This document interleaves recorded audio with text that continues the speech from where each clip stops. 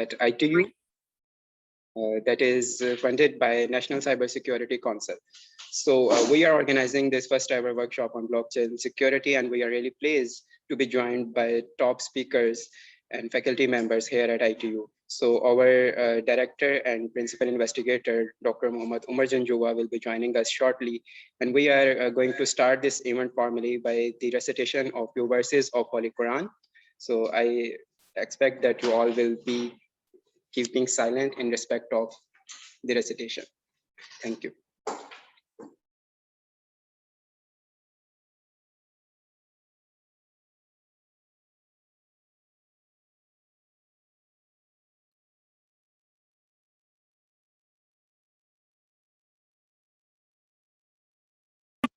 بسم الله الرحمن الرحيم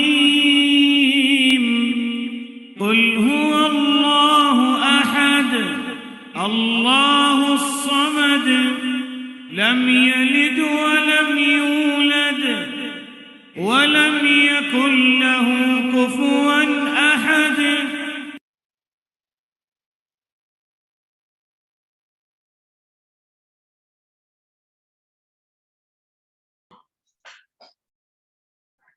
Sadaqallahul Azim. So thank you very much, everyone, for joining us for the first ever blockchain cybersecurity workshop. And we are really honored to be joined by our respected director and principal investigator, Dr. Mohammad Umar Janjua, who will be talking to you guys shortly and will be introducing about the initiative that Cybersecurity Lab have taken and few other things that we guys will be doing in near future. So I formally welcome you all once again, and I want to remind you that it is a 3-day workshop where you will be learning a lot of stuff about the blockchain security. So now I would really like to welcome our esteemed director. And before that, I'll be sharing a little bit of his profile. Dr. Mohammad Umar Janjua is a faculty member here at Information Technology University in Computer Science Department. He have done a lot of research and industry work in computer science and is a very notable speaker in blockchain and cybersecurity domain. So talking about his contribution towards blockchain and cybersecurity, he have worked with the top organization all around the world, and he do have a very huge portfolio. That is why we are really fortunate to have him with us today. And we are just connecting him so he can talk to you guys about the initiative that the Cybersecurity Lab have taken. So here we are getting joined by new participants as well, and we are letting them in. So we do have as much participant as we can because they are also very keen to know the basics of blockchain and how it is going to disrupt the ecosystem. So hearing well audio.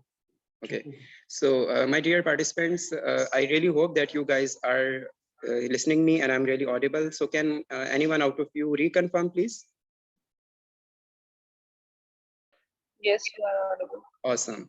So yes, fine. Right. So yes, once again, we are getting joined by new participants and we are admitting them so they can also learn what you guys are going to learn. So as I was telling that it is a 3-day workshop and starting time every day is 10 a.m. and we really expect them to be on time so you can learn as much as we are offering in this 3-day workshop, because the primary agenda of this workshop is to not only inspire you guys about the amazing stuff that Blockchain Security Lab is doing, but also to encourage you guys to step into this industry, as we are here to make Pakistan economically superior by introducing not only the best practices of technology, but also going towards the knowledge economy. And this is only possible when all of us play our role, and our academia experts like Dr. Mohammad Umar Junjua keep inspiring us and keep sharing their stories with us. So we can not only get inspired by their story, but can also play our role to push Pakistan towards the knowledge economy, where it is really thriving at the moment and where we are actually trying to get benefit. Right. So to the new participant who have just joined, I welcome you all to the first national blockchain security workshop. And our presenter, Dr. Muhammad Umar Jinjua, has joined us. And I would formally like to welcome our esteemed director and principal investigator, Dr. Muhammad Umar Jinjua, who will be talking about proof-chain, blockchain-based certification management system. So thank you very much, Dr. Umar Jinjua, for joining us today. I will be handing over the mic to Dr. Saab. Thank you very much.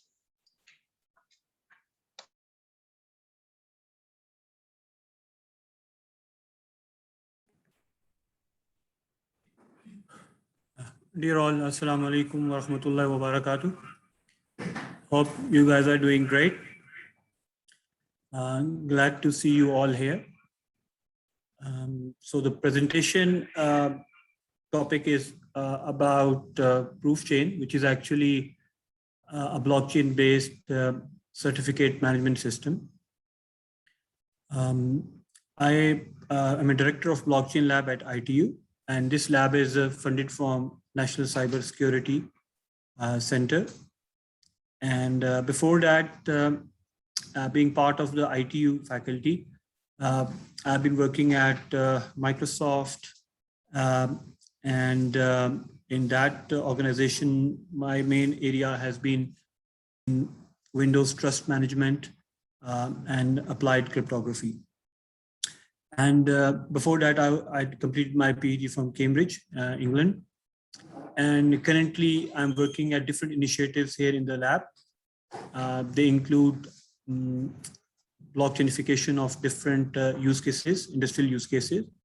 I'm building interesting tools for the analyses and transformations of smart contracts. So in this talk, we will begin with the overall agenda, and I will go over the expected content in the presentation, and then we will go in detail.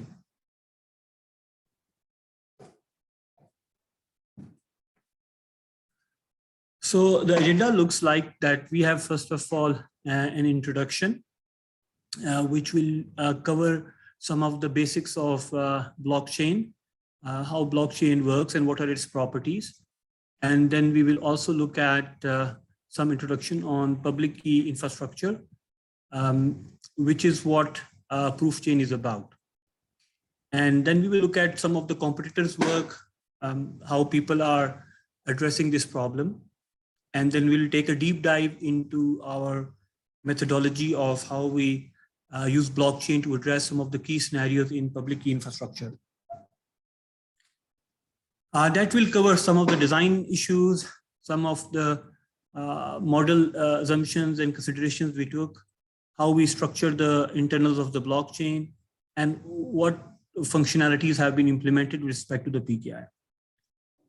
We also will look into some of the security analyses, that what types of threats are actually prevented with the use of blockchain specifically.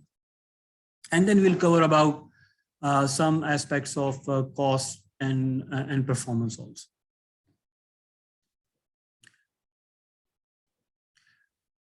So overall, blockchain seems to be a very popular and overhyped word, and it's a sort of a back-end technology.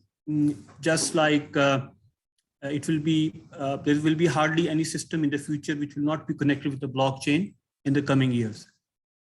But what is it made up of, and how it works? What are its properties? We'll briefly go over it, because I see that we need, for all the registrant participant and all the audience, it is important to get some of the basics in place. So in fact, blockchain is actually a network of participating nodes. These nodes can represent computers, servers, devices, iDevices, mobile devices. And every node in the network is sort of having an equal weight and an equal power. There's no master slave, there is no centralized registering entity. And every node has the same data that is synchronized with other node. And this data is distributed with the exact copy to all the nodes that onboard the network or that leave the network. And this data is stored in a way, in a fashion that it remains secure. And one of the key properties is that this data is not changeable. Unlike simple databases, SQL Server, where you just store the data and then you can update it. In blockchain, the data that has been stored cannot be changed. However, you can insert a new version of that data in the next block or in the next transaction. And then another key property of the blockchain is that the system remains anonymous with respect to the users. Well, the anonymity is up to the extent that the user wants to enable and allow. If user reveals his information, the user will be known to the system. However, if the user does not want to reveal the information about its background, about its name, the system will not, this blockchain system will not insist on getting that information, unlike username and password that we have in traditional systems. And then there's a notion of a time. This notion of time is not global. There's no single clock that is running within the network. In fact, the ordering of events and the concept of time comes with the ordering of transaction and blocks. And the way we order the events and the blocks within the network, that determines the truth, that determines the version of truth that we have. And then this version of truth is consistent and unanimous across all the nodes.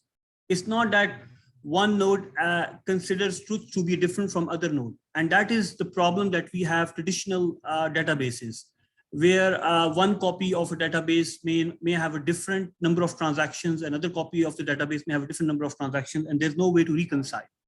So reconciliation of truth and data among the nodes is a first-class citizen, is a first-hand property and design aspect of the blockchain. And on top of that, you have the power of programming. So you don't just store the data, you also can include the data in different kinds of programs, and these are called smart contracts. They actually encode the business logic. So all of this inclusion of data and processing on data and querying that data and driving new and generating new data from the previous data, all of this happens with distributed consensus. And that is also one of the key properties of the blockchain network. Okay. I will take some time to really bring the blockchain to its basics, how blockchain really comes into existence. Let's start with a scenario. We're going to have an abstract scenario so you guys understand how things look under the hood. So we start with the data, and then this data is actually hashed. So this is the beginning of the chain. This is the beginning of the birth of the chain. And then you hash it. And you hash it. And while you hash it, you also append new data as a part of the hash. So you can see the first data hash is actually nested within the hash of the second data. And then you further hash it as well. So the third level of data 2 is actually not only hashing data 2, but it's also hashing the hash of the previous nested hashes. So this nested hashing is what makes the chain, grow. And this leads to the connection of pointers between the two transactions or between the two blocks. So the greater the depth of this nesting is, the stronger and more consistent is the blockchain and the history of the blockchain. Okay, so now we'll see that this nested hashing will how it expands in terms of hash pointers. So you see the first data gets connected to the second data, which gets connected to the third data. Okay, so this chain is actually a result of a nested hashing, and this chain is what we call as a blockchain. Each block can contain one transaction, it can contain multiple transactions or series of transactions. Okay, so one node has this chain of data. Then on top of that, every node has a copy of this chain. So node 2 will have this chaining of data as well. Now, if there are n nodes in the network, we will have n copies of these chains on each node, but with one additional property. And that property is that they will also have the logic embedded in the nodes. So you not only contain the data, but you also contain the smart contracts, the programmable logic as well. And that programmable logic, just like data, gets updated in each block if you really want to update. However, both the logic and both the data remain immutable. Now, there is another key element here, which is that nodes have these chains and all of these chains are connected. Another property is that these nodes have exactly the same history, the same prefix of the blockchain everywhere. So what you see as the first node in node 1, first data in the node 1 is the same as in the node 2. And this is established through distributed consensus.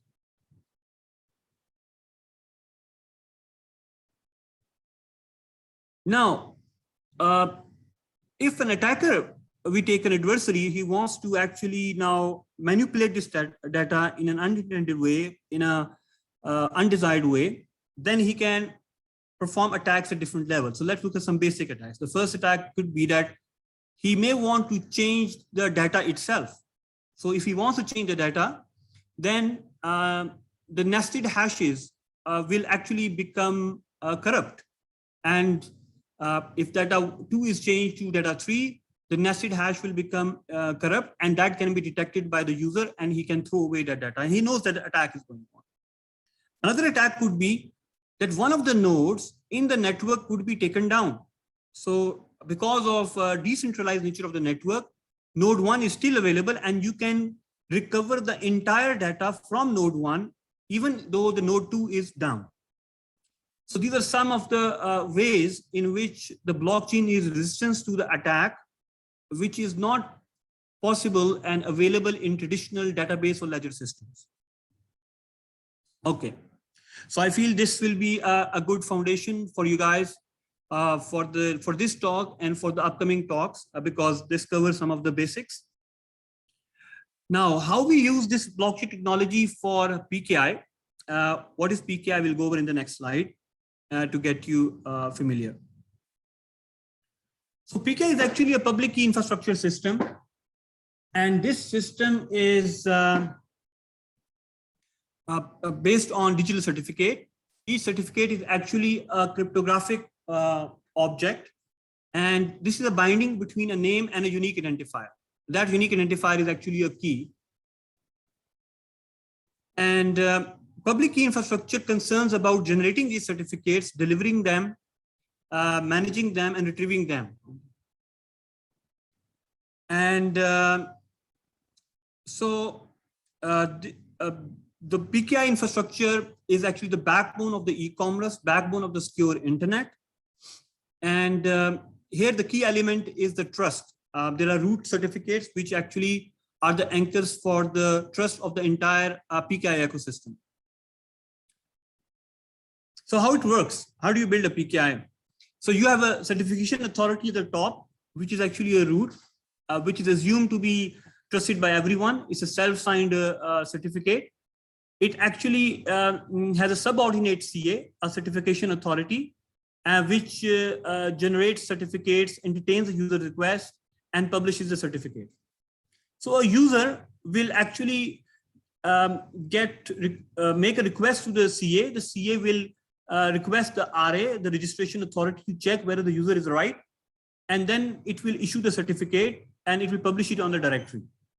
And now having this certificate on the directory, this gets connected with the web server, and user can now connect to the web server and can sign, encrypt, or verify and authenticate against that certificate and the public key. So all of these actors in the system, including CA, RAs, web servers, and browsers, they use the PKI functionality to have a secure and trusted communication.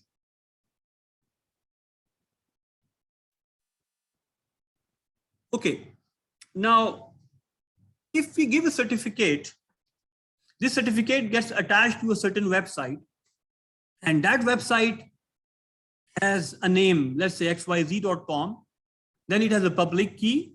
So there's a binding between the name and the public key, and then we know who issued this certificate. So this certificate is an end certificate, and it is issued from a CA. So the CA will issue this certificate, and it will generate the signature for that certificate as well. And this intermediate CA itself is issued a certificate from a top level root. Okay, and this top level root is actually self-signed. It's assumed to be trusted. So nearly we have around more than 150 organizations that are in the business of trust management for the entire SSL and PKI ecosystem. And they have more than 500 or around 1,000 root certificates that are populated in the trusted stores of all the browsers and all the client devices. And this certificate chain building is what enables the end certificate to be trusted.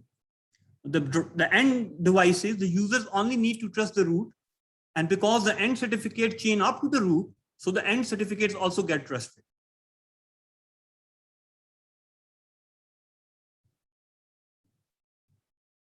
Okay, so now having gone over the how PKI looks like and what are the basic scenarios that we have and how the trust is established for a particular website, we will look into some of the key problems that PKI has.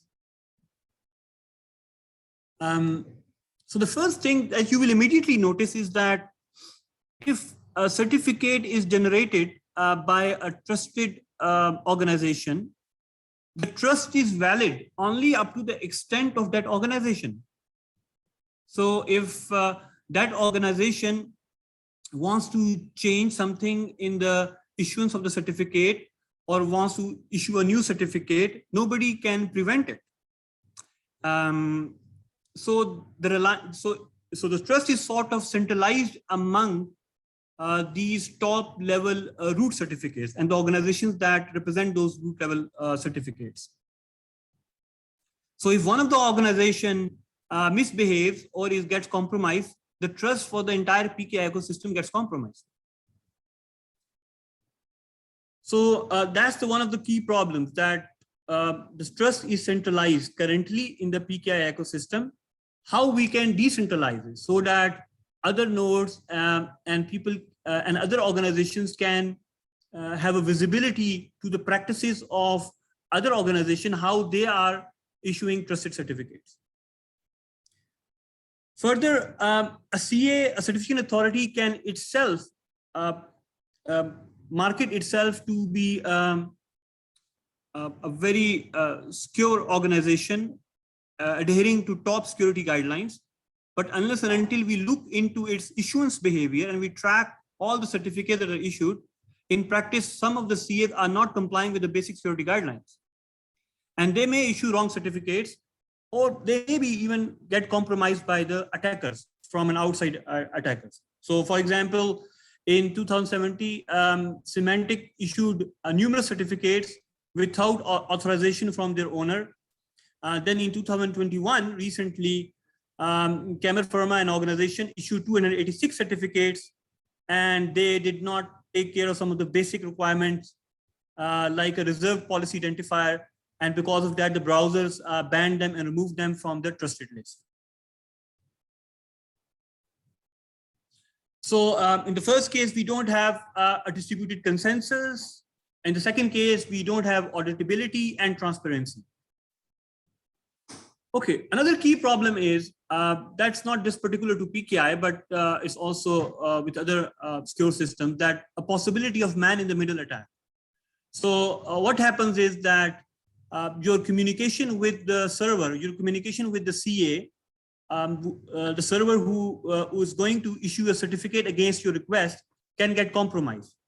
And it can be diverted to a malicious actor, a man in the middle, who can represent the server on your behalf and who represents the server to you on the behalf of the server. So he's acting in the middle and he is looking at your conversation and changing it as per its desired intent. So how do we prevent these man-in-the-middle attacks during the certificate issuance, generation, and revocation process? So you may think you got a certificate from the right entity, but you didn't.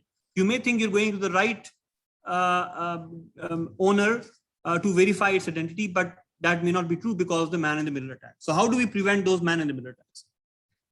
And then we have issues with the information availability of these certificates. So currently, because we have this information separated, so we need to make sure that this information is readily available across distributed nodes to different clients.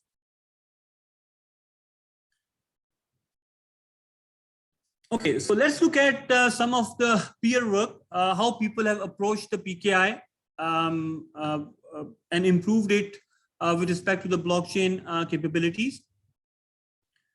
I will go a little bit faster, but this is for the reference. So Instant Karma, one of the models that employs different domain policies. And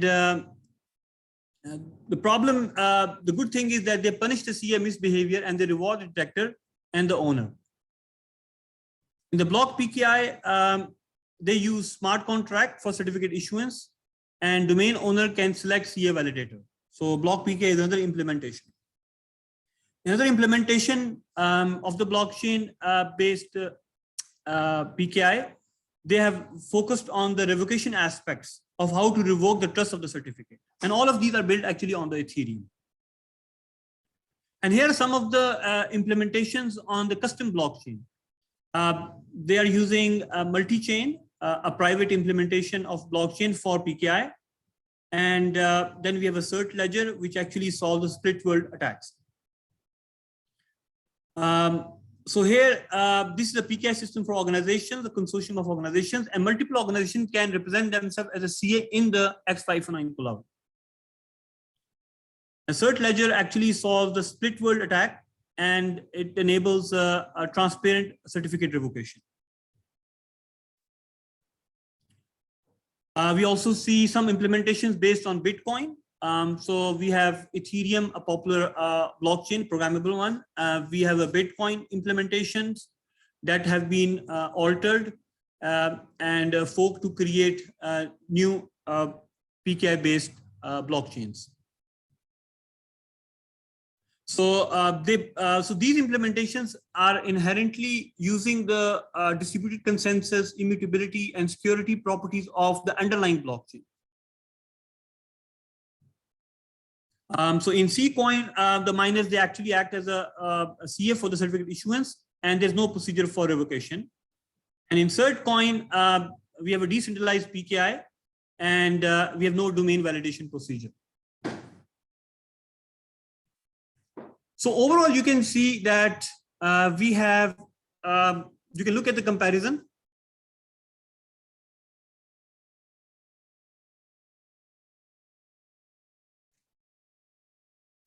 So, so if you look into all of these implementations, mostly are implemented on Ethereum.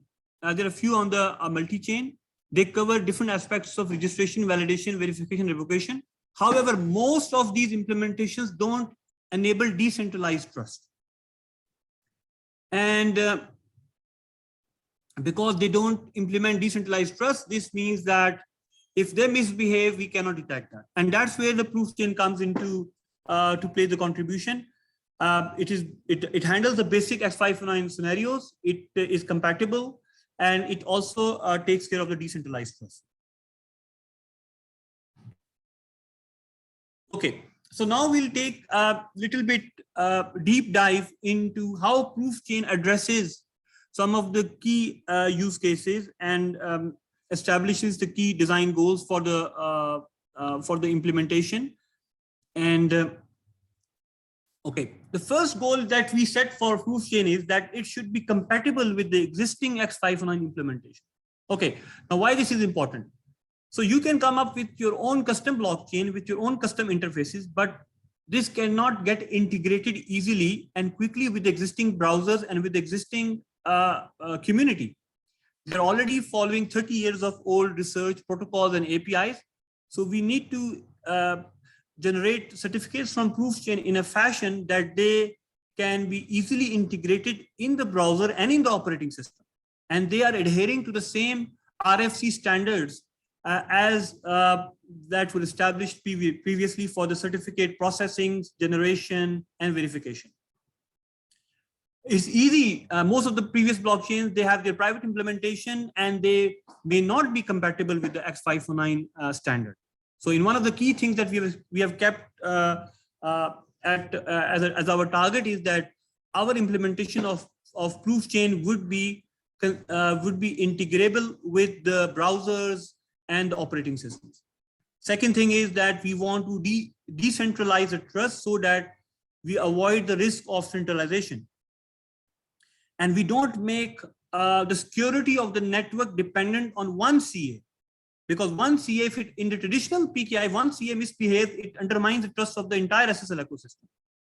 With proof chain, we want to ensure that it is a group of CAs, group of participating nodes that collaborate and together and to agree on the issuance of the certificate and the validity of the certificate. Third, we want to ensure that if a man in the middle attack is being performed against and during the process of certificate request and revocation, that should be detected and prevented. And then we want to have as much automation as possible.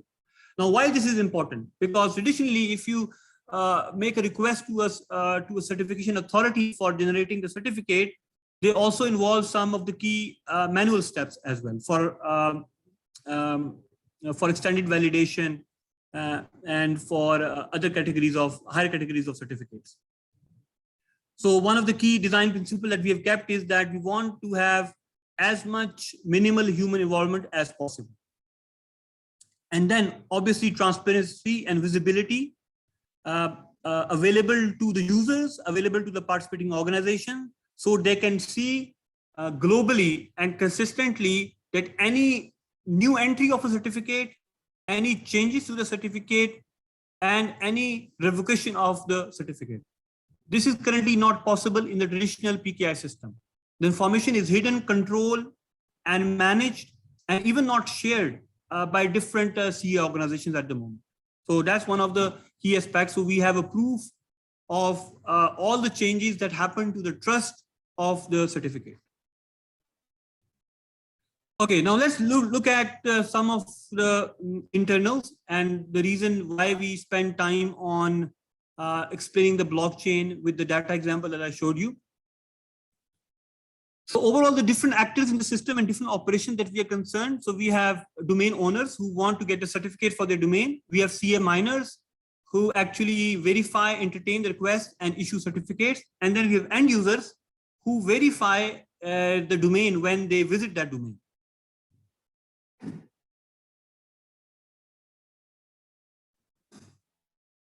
So a domain owner is a registered member of the proof chain who owns the certificate and can perform certificate operations of registration and revocation. And CA miner, each CA miner is an independent node of our system that holds the proof chain ledger and performs the operation of validation and issuance using smart contract logic. And end users are just the beneficiaries of this proof chain. So here is how the internal structure looks like. So remember the data that we were talking about. So in our case, when a domain owner wants to create a new request, he will specify, he will create a transaction, and that transaction will have a type. What is the type of that transaction? It could be initial and it could be a revoke. And initial means that it's generating a new certificate. Revoke means that it's revoking the previous certificate. And then you specify the domain name, the public key, and the signature. And this transaction is received by all the miners in the system. Initially, these transactions are not picked and validated by any CA miner. They get pooled in a group. And then one of the miners acts on that transaction and then actually performs the related verification against that request. And if everything succeeds, then it will make it part of the ledger. And the users will be able to connect with the blockchain through the client plugin. Okay, so here's the overall architecture. So the first and the workflow, the request comes from the domain owner. Then from this request, we have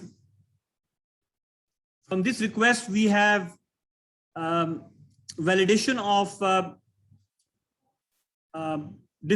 we do performance of different sanity checks on that request. And then the miners, they actually, when they validate those sanity checks, they add the new block to the chain. And then this certificate is available to the domain owner, and domain owner can connect it to its website. And then users can connect to that website, receiving that certificate and processing it. So this is the overall workflow of the proof chain scenarios. Now, what is happening inside the chain? As you saw before in the previous example, how we are connecting the data together. In the same way, in the proof chain, we have a domain-specific content and domain-specific hash pointers. So you can see in the header, we specify what is the type of the request and what is inside the body, to which domain was the certificate issued, what was the signature. And then we have a combined signature of all the miners in the footer. And all of these blocks, they're connected with these pointers. These are actually the hash pointers. So the one on the right, the block C, is actually the top level hash, which is also hashing the block B and also the block A. And it's also having its own hash as well here at the top. So the chain is going towards the right, and the deeper the block is, the difficult it is to change its status, and more mining power or more hashing power is needed to change these hash pointers during the performance of an attack. So what is going on in the header? In the header, you contain the unique information about each block, which contains serial numbers, the global state, and the domain state of the certificate. You also specify the public key, the signature, the expiry date within the body. And then in the footer, you have a multi-signature of different CAs who have verified this transaction. So you can see that every block and every piece of data that gets added to the chain is not coming from one entity. It's coming from the consensus of multiple CAs that agree and then enable changes to the block.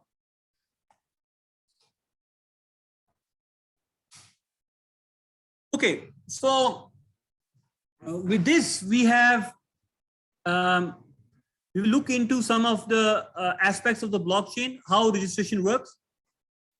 So when the domain owner submits the request for registration, the domain owner is asked to do a token validation so that we can verify the domain owner itself. So the domain owner places that token on its website, and then the miners will go and check that website automatically and validate that token. If that token is validated, then the user is verified, the domain owner is verified, and you can proceed for the next step for the issuance of the certificate.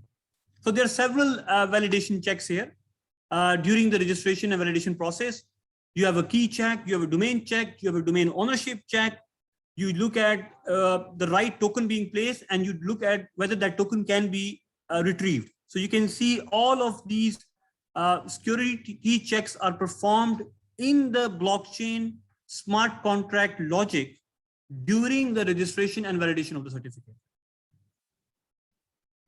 And then what happens during the revocation? So suppose for a reason, if your key gets expired or your key gets compromised, or you do not know, or you don't want to use that certificate and you want to revoke it for whatever reason, it could be key compromise, it could be a forging or other attacks. So then you cannot allow anyone to revoke a certificate, because the certificate should be revoked by the domain owner itself. And it should be a valid request. And that request should be done with consensus, with approval of the consensus of all the miners. So during the revocation process, there's a key checking that happens, there's a domain checking that happens. You also ask the requester to place the hash of the last transaction with the same domain name. And you also validate the token to ensure that it's the right person and the right request to do the revocation.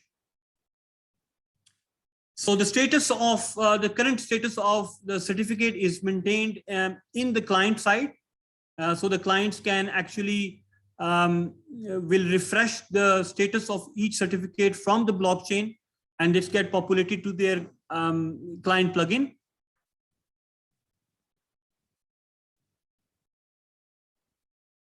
So here it shows that all the information is on the proof chain ledger, and the client retrieved that information from the ledger and stored it in its client plugin in the browser. So for both Amazon and Google, we see that we have information, and for Amazon, it means that this is trusted by the proof chain ledger, and for Google, we have no trust yet established about google.com. Okay. So having gone on the basic structure, we will look at some of the security attacks that are possible and see how blockchain defends against them.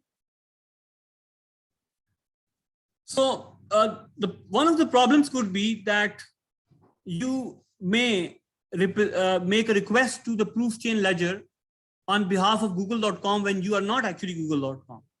So this could be a spoofing attack, and proof chain should prevent that attack or detect that attack. Second could be that a fraudulent CA miner could join the network, and that CA miner is not performing the sanity checks properly, or that CA miner is acting maliciously. It receives the request and it does not process them, or it does not process as per the standard. And then some of the CA miners could collude together, and they can target the victim. They can intentionally deprioritize the request that is coming from one of the domain owners, or they can do a target victimization here. And then the cyber attack, where a group of miners can collude together to undermine the integrity of the chain, or the group of users can also collude together to perform and receive certificates. So here, in the spoofing and man-in-the-middle attack prevention, we have the sanity checks that are performed at every step that will prevent the man-in-the-middle attack. Having a CA miner, a fraudulent CA miner, well, you don't have, if you have one CA miner, you have other group of CA miners which will actually verify and endorse and review the work of other miner. So if one of the miner signs a rogue transaction, the other miners can actually verify that, can repeat those checks, and if there's a discrepancy, they will reject the transaction of that CA miner. And then if you have a victim target victimization, then you can actually increase the priority of that transaction, and you can prevent and take the miner out of the category of the victim group.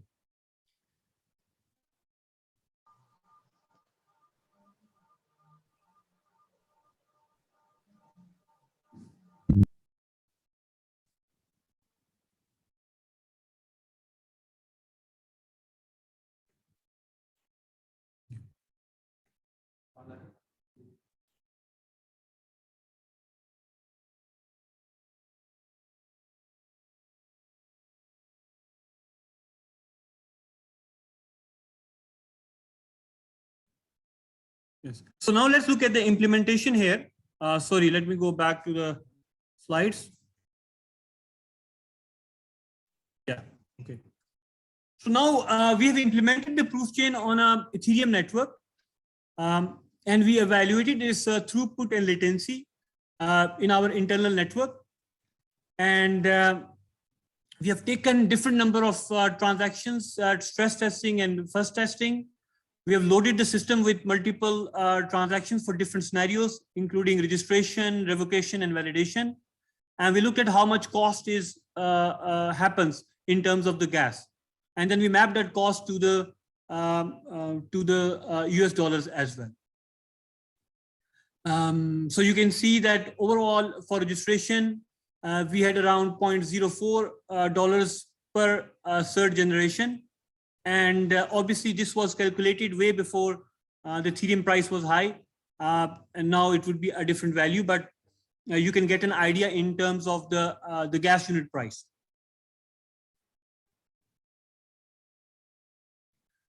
Okay, so here we see how the latency changes with different number of nodes. And we have performed, looked at all the scenarios with respect to cert generation and token generation and revocation and verification. So the latency is higher for the cert generation, token generation, revocation because they involve the blockchain. Verification from the end user is faster because the information is already available in the browser, and that's get resynced with the blockchain. Now, similarly, we also looked at the throughput number of transactions that can be processed with increasing number of nodes. So as we increase the number of nodes, we can see that our verification information is pretty much, and all the numbers pretty much remain consistent. You can see here that the verification information, verification throughput is really high.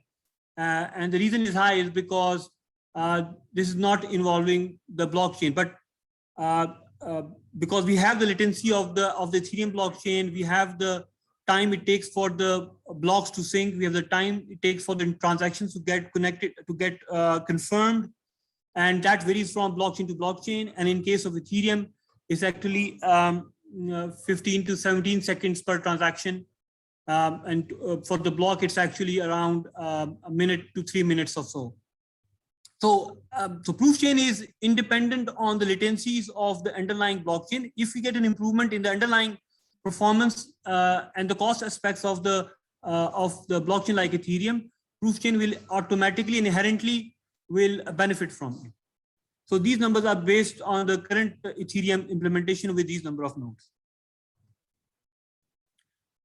Okay, so in conclusion, our proposed model provides a decentralized trust and is X509 compatible. It covers all traditional PKI operations of registration, validation, revocation, and verification. Our proposed solution is a contribution to a decentralized and usable PKI. It's compatible, it works with the browsers. And in future, we have more to add to it that includes incentivizing and punishing and rewarding the CA behaviors and the end users, and moving from the public blockchain like Ethereum onto private blockchains like Hyperledger and Multichain. Okay, with that, I leave it for question answers. So any questions you can just type in the chat box.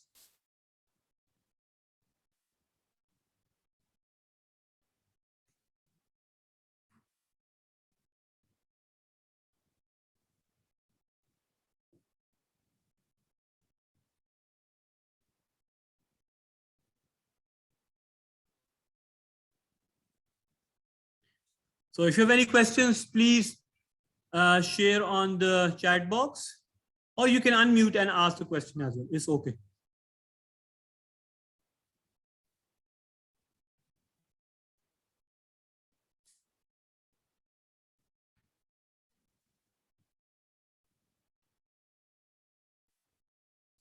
So Ethereum uses proof of work. and proof of stake. So the current implementation is based on the proof of work consensus protocol.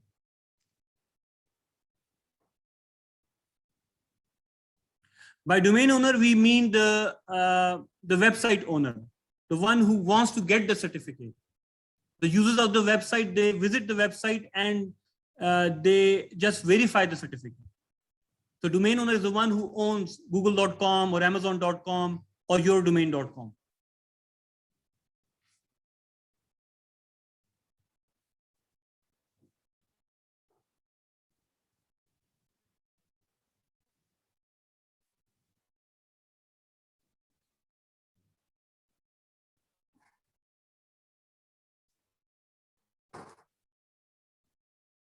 Okay, great.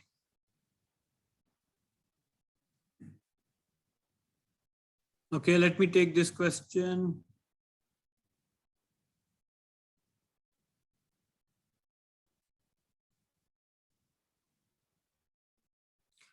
CA miners can be registered and they can be anonymous.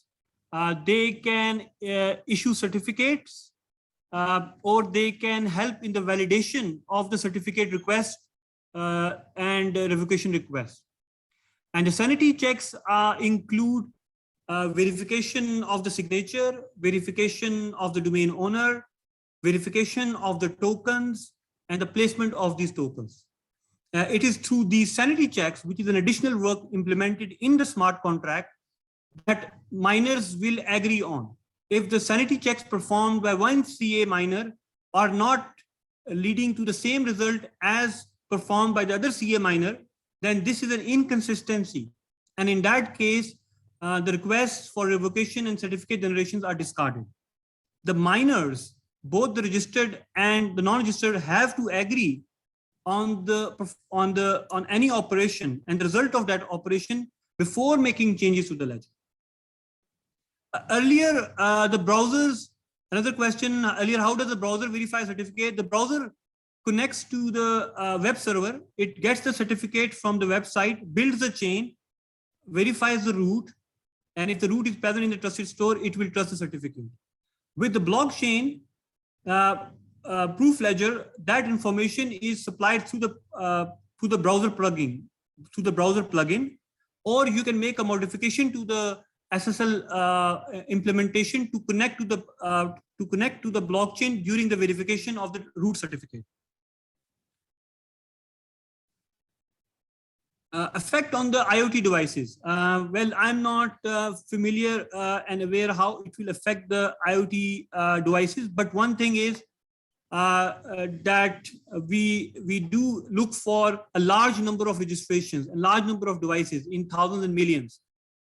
So in that scenario, it becomes more important that we have one global ledger where all the information about IoT devices is available, and only the thin, lightweight information get transferred to the IoT devices. Okay.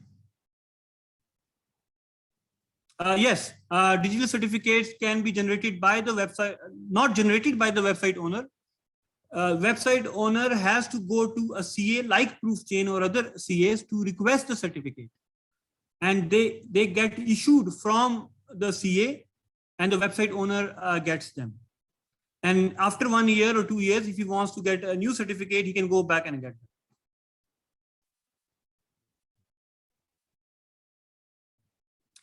Okay, thank you all for your time. After this presentation, you will see a demo of the work, of the implementation of the proof chain. So thank you all. If you have any follow-up questions, you can send me an email or you can have a conversation with me offline.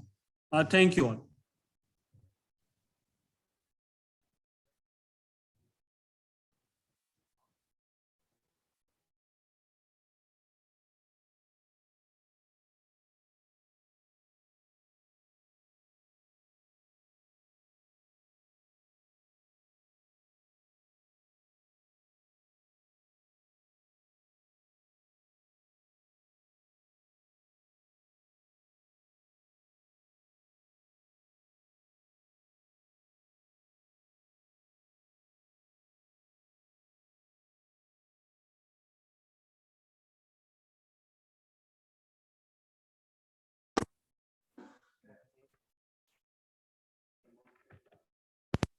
at Blockchain Security Lab have just Present karo. and Tanya, over to you guys.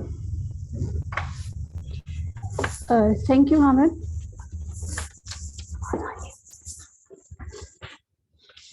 Thank you, Hamid. Okay. Assalamualaikum. My name is Sania Sareem, and I'm working in Blockchain Lab as a research associate. I will show you the demo of ProofChain. We have implemented a prototype named by PKI Chain. First, let's log into this.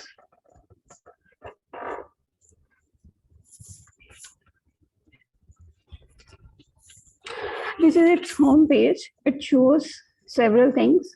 Let's explain them one by one. A user can register.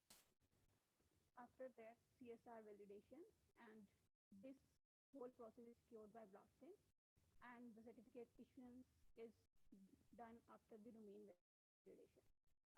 We can verify if a certificate is validated by PKI chain or not. It has a user guide, and first of all, we have to log in the system.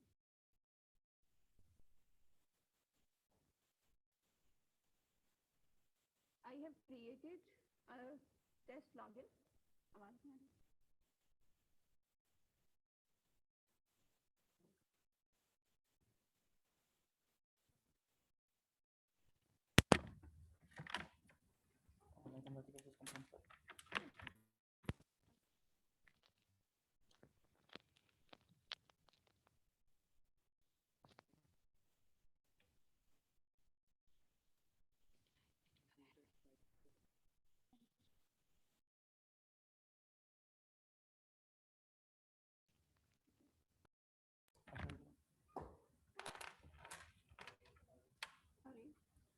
Okay.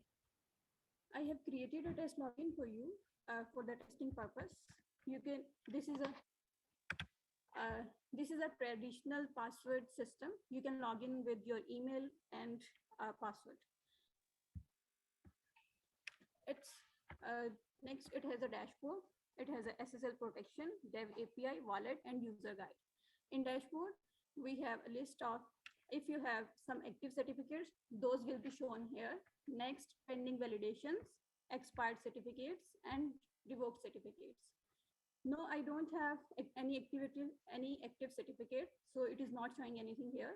We will just request a new certificate, and after that, we will perform the complete procedure of certificate validation, and we will check it on this website. Now it shows a website pkchaintest.dev.pk. It is not secured by an SSL certificate. We will issue a certificate by a PKI chain and deploy it on PKI chain test. And after that, we will check it is validated by PKI chain or not. Let's request a certificate. It will show the wallet is locked. We have our custom implemented wallet, by which we will perform all the transactions. First of all, we need to unlock the wallet. It requires the password of our system.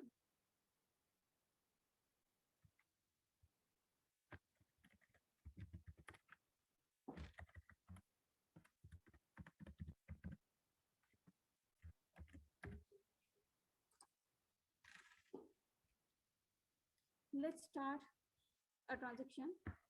It has two options. We can create our own CSR and upload it, and we can generate a CSR using PKI chain system. We will create the CSR using PKI chain system. First of all, we need to write the domain for which we want a certificate. After that, the organization, we will write a blockchain lab. Next, our city, state, and country. This is the basic information that is required for the certificate issuance. Next, we will create a CSR. When we click on the button generate CSR, it will show a message. This will say, when you will create CSR using PKI chain system, your public and private key will be generated on the system, and this will be shared with you. It will be downloaded on your system, and after that, the private key will be with you and we don't save it on our system, and the protection of private key will be on you. We'll click yes and okay. Now it is generating a transaction that will be made on the blockchain, and all blockchain CA miners will verify it and check that it is the right transaction. After that, we will have to perform the domain validation check. We have two options for the domain validation. One is HTTP validation and the second one is DNS validation. For the HTTP validation, you will have to download this token and place it on your website. Next is DNS validation, in which you have to place the place this token on your DNS records. We will use the HTTP validation. We have downloaded the token file. Next, we will upload it on our DNS records. First of all, why we need to place this token is actually to prove that the domain is ours.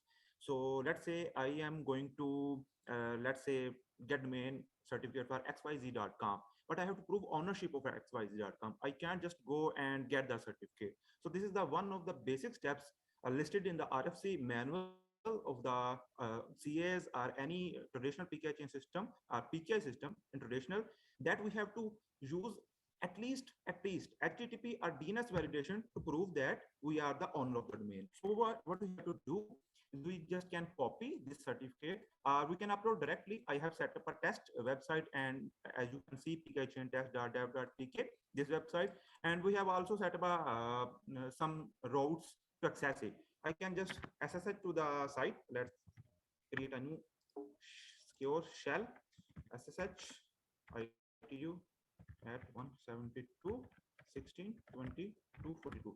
So this is our website where we have set up the test website. This is our IP. We can access to that website, and let's log in. So it will take.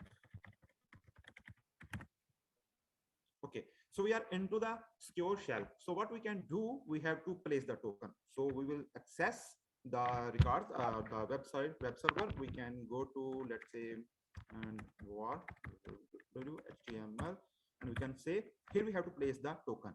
But there's an important step. We have to create this directory, PK chain DCA. This is important because this whole route will be accessed when our miners, our validators will try to retrieve the token.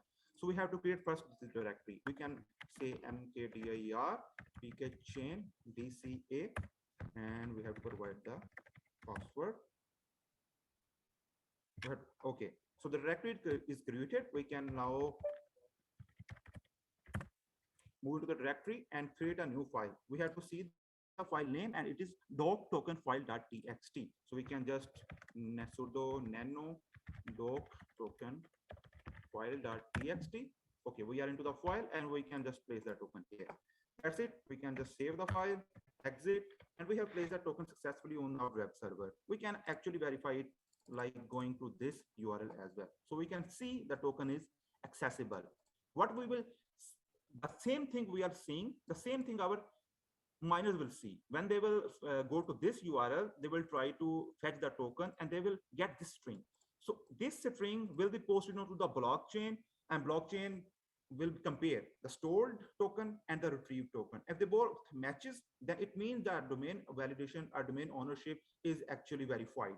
There are multiple other methods, like we can access whois records, we can actually call the owner, but they are not necessary for the just basic domain validation. They are expensive kind of things, and they are usually done when the whole organization needs to get a certificate. No doubt Google has its own CA. Let's say Google doesn't have any CA, and Google wants a certificate for its website. So they will not be just doing this domain validation or token placement step. No, this is enough. This can be manipulated, but we can discuss in detail what kind of attacks can be performed on this. But for the brief, it can be manipulated. So they have to directly call the Google and maybe send a person, maybe demand bank records, etc. There's multiple other steps, but this is the basic and early step. So once we click the verify button, what happened? Oh, sorry, our wallet got locked. So we have to go back and unlock it. So this is a necessary step to lock the wallet, because otherwise our whole private key will be just laying in a raw format and anyone can steal it. So we can just go back SSL protection, our pending validation, it is still there laying, waiting for the to be validated. We can click validate button and okay, we have to wait a second. And as soon as we click the verify button, now this is the same step Tanya repeated before. Our miners will fetch the token and compare it onto the blockchain. Because it is on the blockchain, every node has to compare, every node has to put to the same result, every node has to say the token matches. It's not just one system saying, okay, token matches, go ahead. No, it's not like that. Consensus has to be reached, therefore it is secure. No one can manipulate it. Although there are several attacks like 51% blockchain attack and stuff like that. But for the moment, let's say if blockchain is secure, our system, our nodes are secure, and there is no possibility of 51% blockchain attack. We will see. I will be delivering an Ethereum technical demo after this Ethereum training workshop. I will discuss more in detail what is 51% attack. If you can't understand, don't worry. So our validation is done. Nodes and miners, everyone done their job, and our token is matched and certificate is generated. What we have to do is now click OK, and we are shifted to the SSL protection tab. Here you can see in active certificates, we have domain pk chain test.dev.pk, and we can see this is our certificate hash. It's a mixture of SHA-256 and some other kind of, it is basically an IPFS compatible hash. We may discuss this in day 2 or day 3. Maybe I will discuss it in day 3. What is IPFS? So this is IPFS compatible hash. So this is the expiry date, etc., etc. Now this is interesting stuff. We can download the certificate, we can update it, we can revoke it. Let's first download the certificate and check what it looks like. I have downloaded the certificate. I can go to the downloads, and here it is. Let me open it in a more presentable way. Okay, so you can see this is our certificate issued to PK chain test.dev, issued by PKI chain. So this is our miner basically who is issuing the certificate. So here we can see our basic constraint. It is not a certificate authority. Basically, this certificate is not a certificate authority. And we can see a bunch of other relevant stuff related to X509 standards. And the key usage is digital signatures and key encipherments. These two indicates that this certificate can be used to securely communicate data between the website, web browser and website, actually web server. So this is our DNS. Actually, we can also specify IP address, but for the moment, we will just stick to the DNS.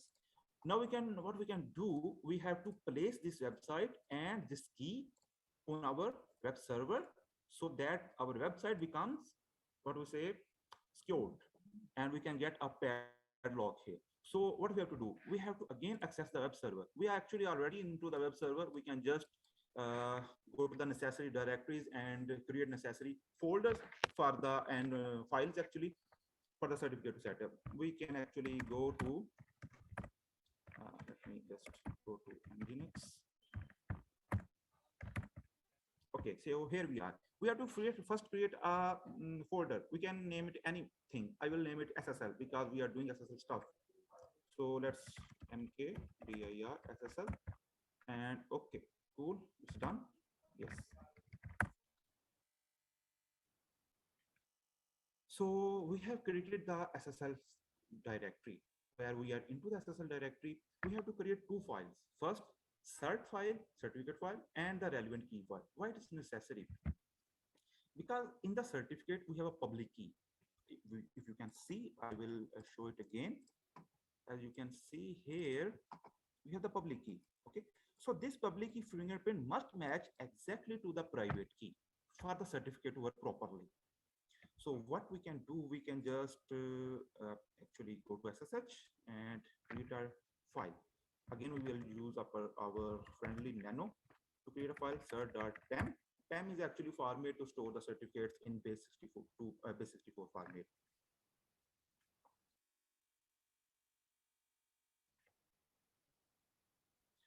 So I will go back. I will open it actually in a text editor.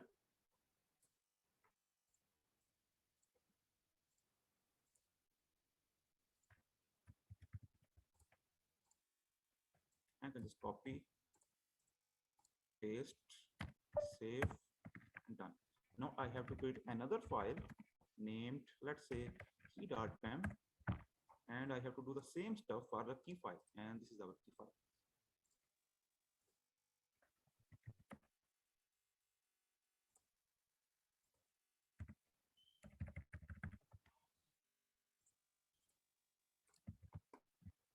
So we are actually using RSA.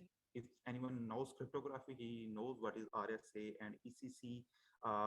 If you think you don't know, want to discuss it in details, you can always follow up through emails or personal discussions. So we are basically using RSA private key here. So let's complete, paste it here. Is complete, yes, okay, done and done. So we have created two things. We have uploaded our certificate onto the web server and relevant key pair. Now we have to configure our web server. Once we just uploaded, we have to actually configure it now to use these two objects to actually secure the website. What we can do, go back, we can do sites available, and here we have to open it again, nano. I think it's default. Yes, it's default. So we can see there are some server blocks here. There's AT port, which is default HTTP port. We all know 443 is default. SSL port, we can go to that server block, which states 443 SSL. So you can see there's a bunch of things actually commented out. Hash is comment in this configuration file. We can just uncomment them.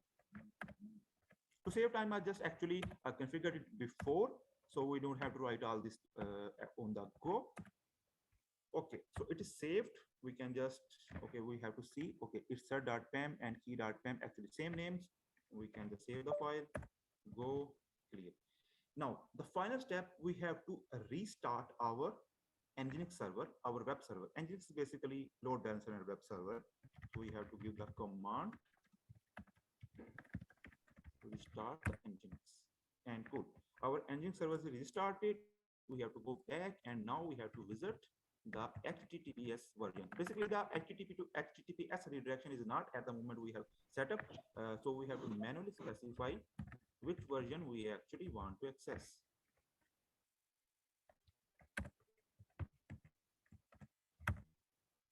Okay, so here we are. We got our padlock, beautiful, and our domain is secure. The browser is telling us that everything sent to the website is actually secured by XY009 certificates, and we can actually visit and see who issued our certificate. Actually, this is the user end who will come to this site. He will see something like this, that the domain is secure. He can see who issued the certificate and when issued the certificate, when the certificate is going to expire, and all the stuff. So there's one more interesting thing, curl. So basically the curl is certificate revocation list. What happened before, I think 2013, 2014, at that moment, all the browser was using this thing to check whether the certificate is valid or not. What does that mean? Actually, if we revoke the certificate, if we go back to our admin panel or our client panel, sorry, we can see if we revoke the certificate, what means revocation? We say that the certificate is no longer valid to secure the website. Why we need this? Why we need revocation? Maybe let's say I'm the domain owner. I got the private key, but my private keys got maybe leaked. I lost it. I lost it to someone. What happens? Anyone can use my private key to generate a new certificate and can maybe do different kind of stuff. You know, private key, public key. We always keep private key private. So maybe someone can steal it and generate digital signatures out of it. So I just want to revoke mainly the purpose of revocation is to revoke the private key. That I no longer trust this public key private key pair and the binding of this certificate with this public key. So we are saying I have lost my private key and I want to immediately invalidate my private key, public key, and the binding between the domain, so that I can declare that I have done. Just like this, you have lost your ID card, you go to the police station, you say, I want to register an FIR. Why? Because you want to declare, I have lost it. I have no control over it. If someone do something illegal, it's on there. It's not on me. That's why we have to revoke sometimes. And it happens a lot. It happens a lot. If you actually fetch Google correlates something like this, you will see there are 100,000 even more than that, certificates revoked on daily basis. So okay, we have set up everything. Our everything is working perfectly. Actually, I'm very sorry we can't actually show the curve in action because modern browser don't really care about the curve. And at the moment, we have don't have our old PAL IE Internet Explorer, which actually currently uses curve. At the moment, we don't have it access to the curve because I'm Ubuntu and the IE exclusive to the Windows operating system. But if we revoke the certificate, we can actually test it on our end. We can just go and maybe revoke the certificate. Okay, we have to actually again go to wallet and unlock it.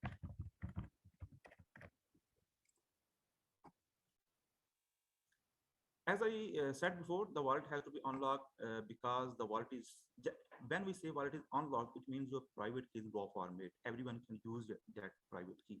And we say wallet is logged, it means it is encrypted using any तो encryption. उसमें सिर्फ खुद से तो डालना पड़ेगा। So we go back. ये maker ID तो हमें मेंबर के टेबल से मिल जाएगा, Now, ये मेंबर से मिल जाएगा, ये transaction is ऑफर से मिल totally जाएगा, logged. ये Everyone P2P will reach the consensus that we have to मुझे revoke सिर्फ उस टेबल में फीडबैक अपने से लेना है, website. पॉजिटिव है या नेगेटिव, Certificate is revoked. उसकी PKG टाइप्स और बूलियन रखूं या फिर स्ट्रिंग रखूं, वो ड्रॉप डाउन website. फीडबैक लेंगे और साथ में आप ट्रेड आईडी भी तो लेंगे ना। एग्जैक्टली सर, ट्रेड आईडी तो किधर से आएगी? P2P ID Kindly, I think someone mic is on. ये था कि ऑफर टाइप जो है, ये ऑफर के टेबल से मैं मिलते हैं, यहाँ जो ऑफर की टाइप क्या है।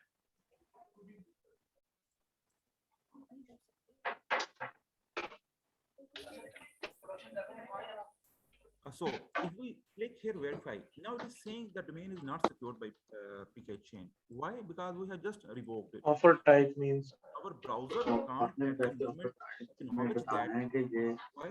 Because ऑफर ले रहा है या बाय ले रहा 2013. Buy We are not buy offer है या sale offer, going further curve ऐसे ही है ना। है। what we are doing. ये तो sir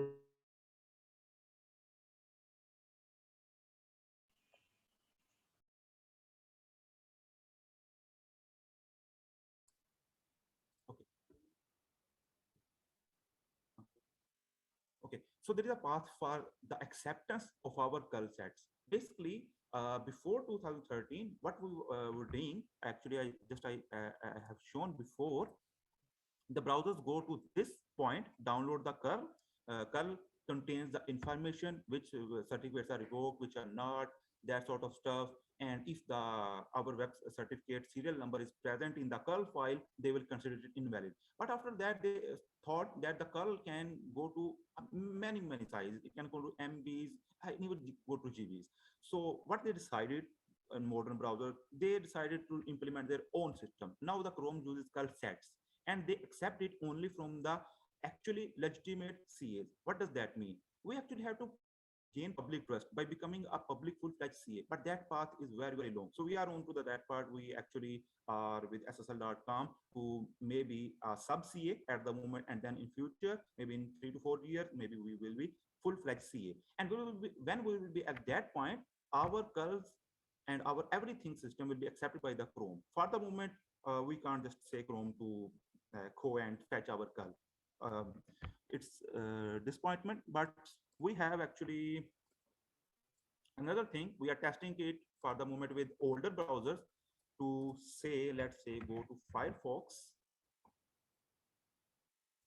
the older version of Firefox. We say, type it, our website, and saying, okay, perfectly fine. I say, okay, perfectly fine. Let me generate the new curl file. And the new curl file is generated. I hope it will fetch at the moment. Okay, no, it's not fetching.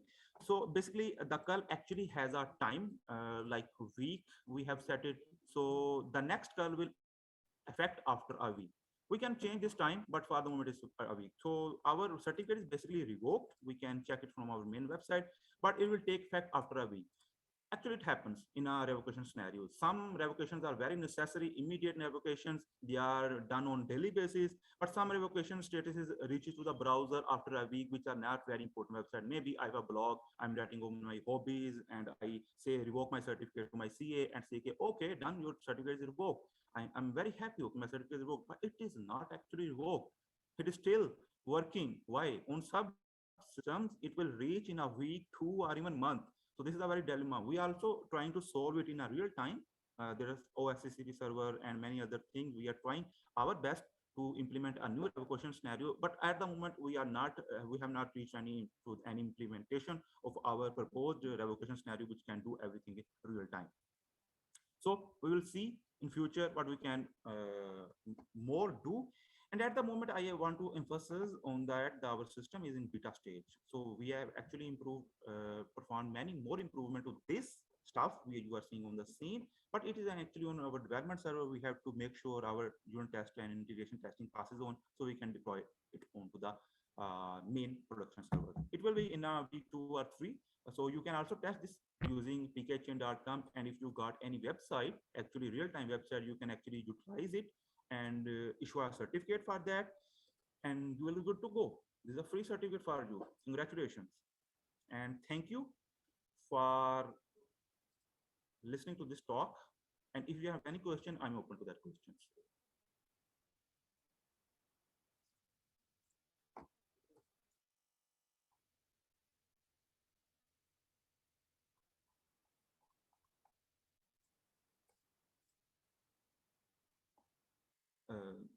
Am I audible? If there is any question, guys, you can ask.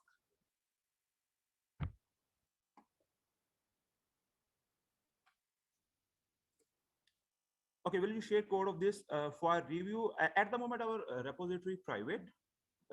We have to consult it, decide it. If we want to open source the project, we will open source it, but not now. But if someone hops on our team and want to continue work with us, sure, we will share the code.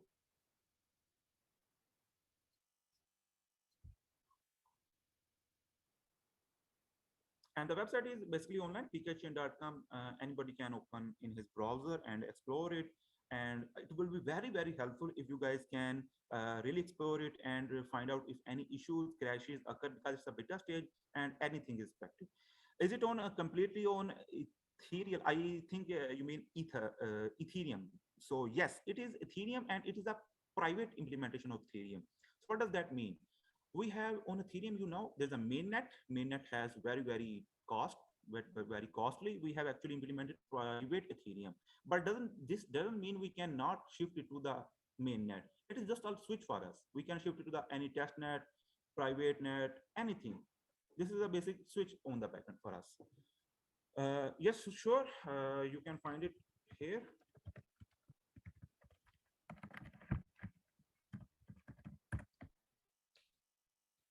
Okay, can the folder with the cert and key be only? No.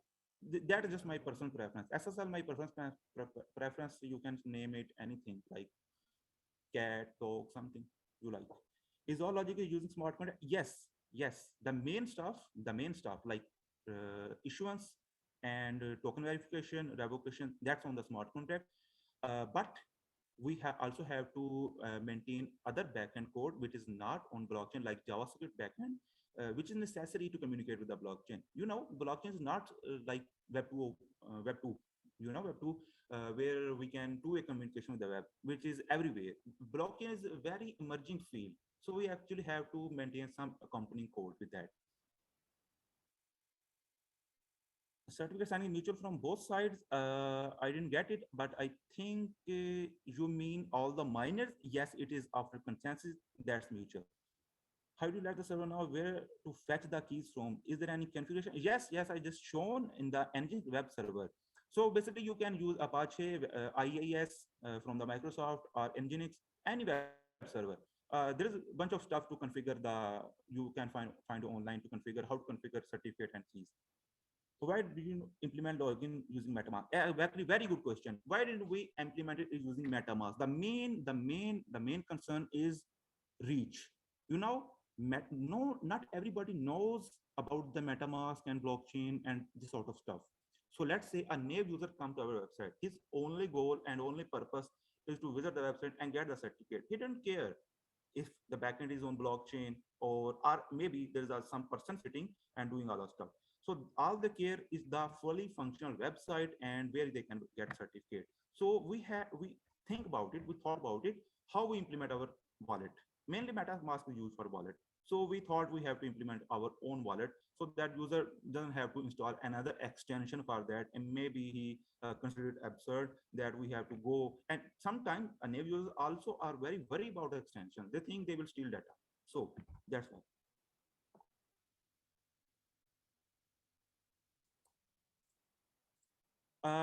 Asim, sure, we can see it in third day. Actually, I am planning to show you the private implementation, and I will show you how it is configured in the third day. I'm afraid I will not be able to show the code at the moment, but I will try best what I can show you.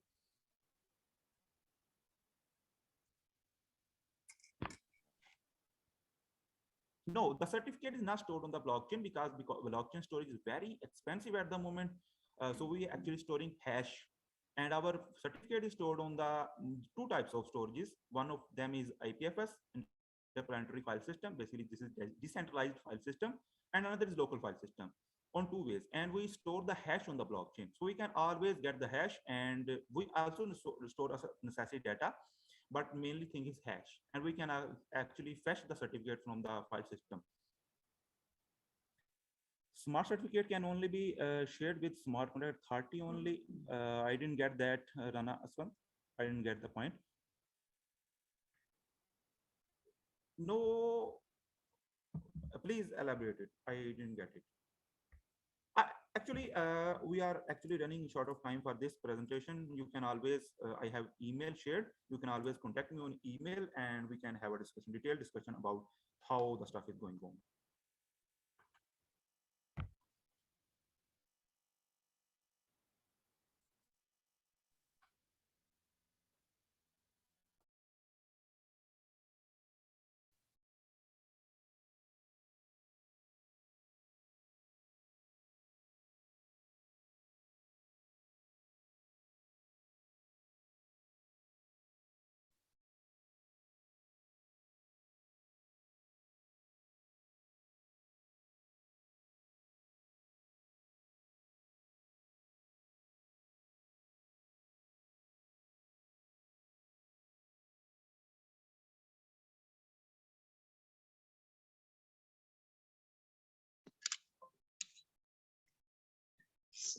Okay, so let me repeat. Thank you very much, Ms. Tanya and Mr. Zubair, for the wonderful session.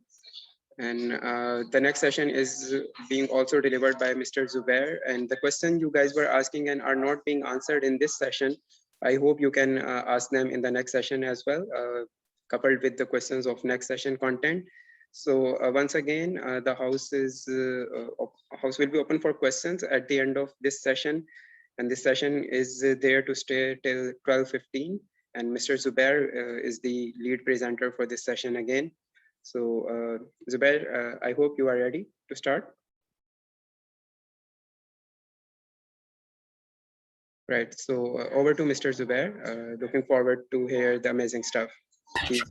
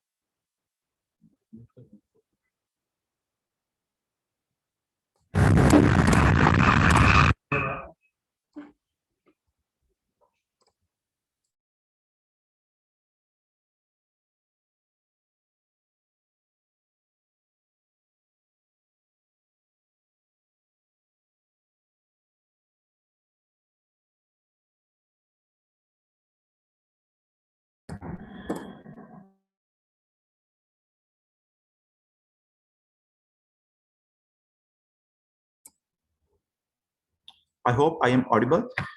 So we have planned a 3-day Ethereum development training for you guys. The purpose of this session or the training is to help you get started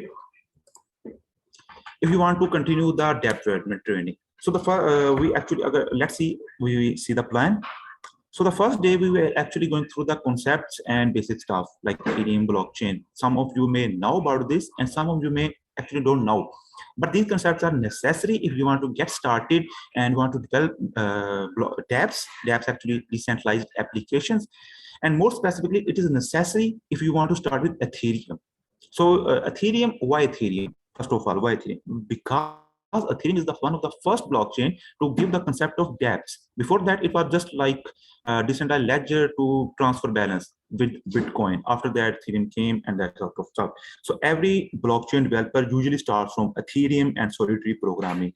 So our first day is just concept. Second and third day is actually hands-on practices where we'll go through solitary programming. And in the third day, we will actually configuring our very own private Ethereum blockchain, connecting it to the Ropsten network, test network basically. And we will not going for the mainnet. Of course, we don't have ethers for the transaction to process. So let's move on to the introduction to blockchain. So there's Adam Draper, entrepreneur. He says the blockchain does one thing. It places third parties with mathematical proof that something happened. For the moment, you may don't know what that means, but it is a very deep sentence, he said. Basically, in our everyday system, let's say banking system, we trust the bank. If bank is honest, bank is doing his job, we say it's okay. But what if bank goes corrupt? What if? Just imagine a scenario. He can do anything with your balance. It's your money, it's your balance, it's everything yours, but you have to trust someone else that he will act and behave honestly. So what blockchain do? Blockchain says, no one has to be trusted. No, all the parties are corrupted. So they say we have to implement cryptography, mathematical proofs. We have to prove. If someone says something, we have to prove it with some solid concept of cryptography. That's all the blockchain. We actually see the my very own definition of blockchain. It is actually a digital, decentralized, distributed, and consensus-driven transaction ledger. We have seen many definitions of blockchain, but this is the definition I think perfectly describes anything, all the concepts included in the blockchain. So first of all, what is digital? We all know what is digital. Anything related to ICTs, computers, that sort of stuff. In today's world, it is called digital. But the important stuff not here is digital. It is decentralized and distributed. We know our computers are digital, Facebook is digital, Google is digital, everything is digital. But what is decentralized, distributed, and consensus? That's the thing make the blockchain unique from other stuff. So what is decentralized? Actually, decentralized mainly describes the control or level of trust, a level of control, basically. In a centralized system, just like I mentioned before, in a, let's say, banking system, the control lies with the bankers, their ledger, their record, their computers, their data centers, everything lies with them. This is a central authority. Maybe I say Bank of Punjab. So Bank of Punjab is a central authority. No doubt there are many offices, but there's always a management top on that, which is centralized, only one management. What decentralized says, no, this is not correct. This is not a good idea to have one entity to control everything. They say every person should have a right to, maybe let's say, a right to take decision. So a right of control, every person should have. Let's say if I have a system where I have 50 persons and I say in a centralized way, there will be one person president. And but if I say decentralized, I will say all the 50% have equal opportunity to reach a consensus, to make a decision. But we will say 50%, that's a very tough decision to make. That's the beauty of blockchain and consensus protocol. So I will come to the distributor. It's really important, but consensus is more important. So what consensus in blockchain says, consensus is the mechanism or way to agree all those persons on a single truth. Okay, so there's one person saying, no, we have to take this decision. Other saying, no, we have to take this decision. So there is a mess around there. For consensus say, okay, don't worry. I have a way and mechanism to get you all on the one platform, on the one decision. So there's a way to agree upon a single truth or single decision. That's a consensus. We'll see more in the coming up slides. So what distributed? Distributed simply means distributed among multiple physical locations. So we don't say, when we say blockchain, it doesn't mean in a single room or single data center. No, it's a distributed among the world. Let's say among the world. There are multiple computers distributed by physical locations, geographies. And finally, ledger. Some of you may know the term ledger. Basically, it's used in financial and banking, but some of you may not know. I've just described. It is ledger means record keeping. When blockchain initially came out, it was main purpose was to provide an alternative to the existing banking system. Bitcoin solved the issue of this centralized banking system. But after that, the things changed to the dApps and applications, etc. That sort of stuff. So, but the terms are actually inherent, and they are going with the even with the applications. Ledger actually does follow, but just consider it as a record keeping stuff. So what is blockchain? It's a digital, decentralized, distributed, consensus-driven transaction ledger. So every transaction happens to the ledger, every change happens to the record. Decision have to be taken by multiple nodes. Those nodes must not be at the same location, and those nodes must reach through a proper mechanism of consensus to make the change. That's just the blockchain. Okay, I just explained this stuff. Peer-to-peer network. Basically, there is no central server involved. Every node is connected to other node. Every computer is connected to other computer. And every node maintains the full ledger. Every node has the complete copy of the blockchain. So if you want to verify if a transaction happens or not, you can consult your local copy and see it. So that's also duplication, but it also secures and provides integrity to the data. So every node has an equal opportunity to vote for the change in ledger. That's decentralization explained earlier. And most of the nodes and majority of the nodes are almost all of the node, different consensus mechanism provide different way to reach the consensus. So it is consensus basically. And the important stuff is that once a change is made to the blockchain, it is irreversible. What that means, we will see in upcoming slides what does that mean. But for the moment, just consider once a transaction is made to the ledger, it cannot be reverted. It is there for the lifetime. Okay, so what is transaction? A change to the ledger simply, and what is the block in blockchain? Basically, a group of transactions is called a block. We'll see more these two, transaction and block, at the end of these slides. So from where blockchain comes, the word blockchain comes from? Actually, the group of transactions, which we call block, connected to every other block through a cryptographic hash. We will see what is hashing soon, so just bear it with me. Every block is connected to every other block, basically previous block, through a cryptographic hash. So we say hash, block connected to block, chain of blocks, blockchain. So this is just simple term, how it was coined. So we will see how the blockchain, the nodes reaches a consensus. They have to solve a mathematical puzzle written right here. Sorry, a mathematical puzzle. We'll see it in a mining. Basically, this is a mining stuff. If you are interested, what is mining, what is going on behind the mining, you will enjoy this stuff in the upcoming slides. And furthermore, as you know, every block is connected to every other block. So if you change one block in the chain, you have to change all other blocks, upcoming blocks. If you have any idea of cryptography, you know, if you change a hash slightly, everything changes drastically.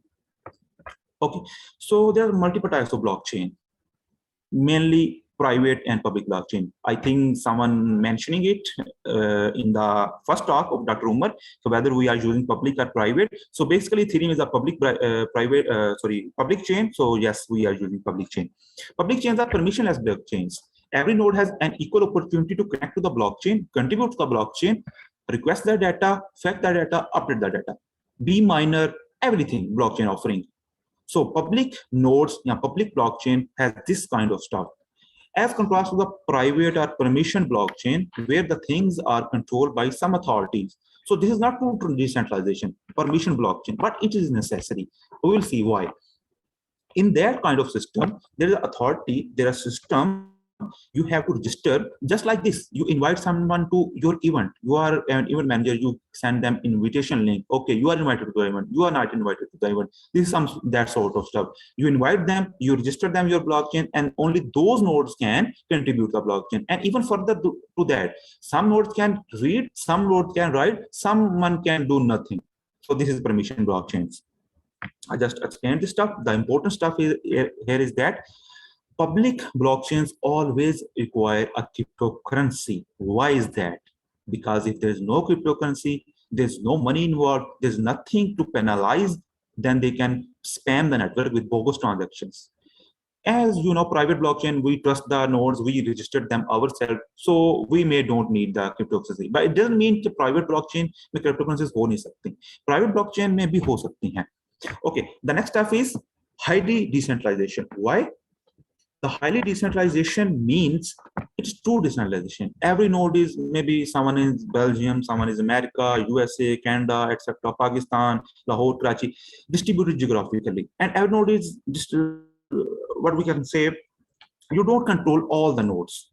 Okay, so they're distributed and there are many more nodes. But in private blockchain, you know, you have to maintain a trust. You have to first identify if a node wants to join the blockchain. You have to go through the history. He has done anything wrong in the life, etc. You completely judge it, and then you make it the part. And it's very hard stuff. So the private blockchains always have very, very less nodes. So they are mainly used at organizations level. They are not used at world level.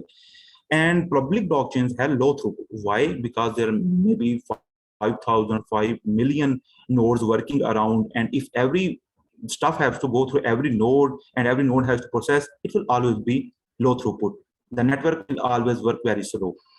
But in class to private blockchain, you know, there are maybe 50 nodes, 100 nodes, not many nodes, not many miners to do the stuff, and it will all be high throughput. Network latency will be high, network throughput will be high. So this is just networking stuff. And why we have public blockchain high energy consumption? That's not entirely true. Public blockchain using proof of work. We will see what is proof of work. Proof of work consensus mechanism actually have high energy consumption, but the blockchains utilizing what we say proof of stake or proof of authority actually do not have that much high energy consumption. Okay, so public advantages are that is trust, transparency, independent. What is transparency? Which means everyone can see the ledger, the changes, the smart contracts, the data stored on the blockchain. In public, everyone can see that. But on private, this is no one can see. Only the nodes registered can see the data. That's why there's no transparency involved. But the disadvantages of the public blockchain is scalability. As soon as you add more nodes, the network throughput decreases, the network latency increases, performance decreases. And why we say security doesn't mean कि blockchain यहाँ पर जो है वो blockchain के अपना मकसद छोड़ दिया. इसका मतलब यही है security का purpose ये है कि बहुत सारे node आ रहे हैं ना, तो maybe कोई बड़ा, we will see. Let's for the moment stop it. When I will go to 51%, I will see what does that mean security here. And the main use cases are in public blockchain. Our main use cases are cryptocurrency and document validation. By document validation, we can say degree validation stuff, credential stuff, etc. In private blockchain, the main use cases are supply chain management and asset ownership. You know, this kind of stuff we can't leak them to the public. So, but we still need blockchain for that. That's why we are using blockchain in private mode. These are some of the examples of blockchain. We have Ethereum, we have Bitcoin, and we have Hyperledger Fabric. Ethereum and Bitcoin both are the public blockchains. Ethereum have Ether cryptocurrency, and it has capability to execute code, run dApps, decentralized applications. Bitcoin is also public blockchain, first blockchain, but it doesn't have capability to execute code. I know there are some decentralized apps being written using Bitcoin technology as well. But inherently, there was no support for Bitcoin to execute the code, just like Ethereum. And there's Hyperledger Fabric, which is permission blockchain. Private mode में चलाने के लिए हम इसको use करते हैं basically. Organization use कर रही होती है इनको. So next, let us move on to the consensus blockchain. This is the main stuff, core heart of the blockchain. If we remove consensus from the blockchain, it's just like any traditional peer-to-peer network. You can say BitTorrent. or anything like that. You can say, if we remove consensus, that's BitTorrent. You can say that. So what is consensus? Say, I have 50 peers, 50 nodes in my blockchain network, and I execute an application. That application has a variable called int I, integer I का variable है.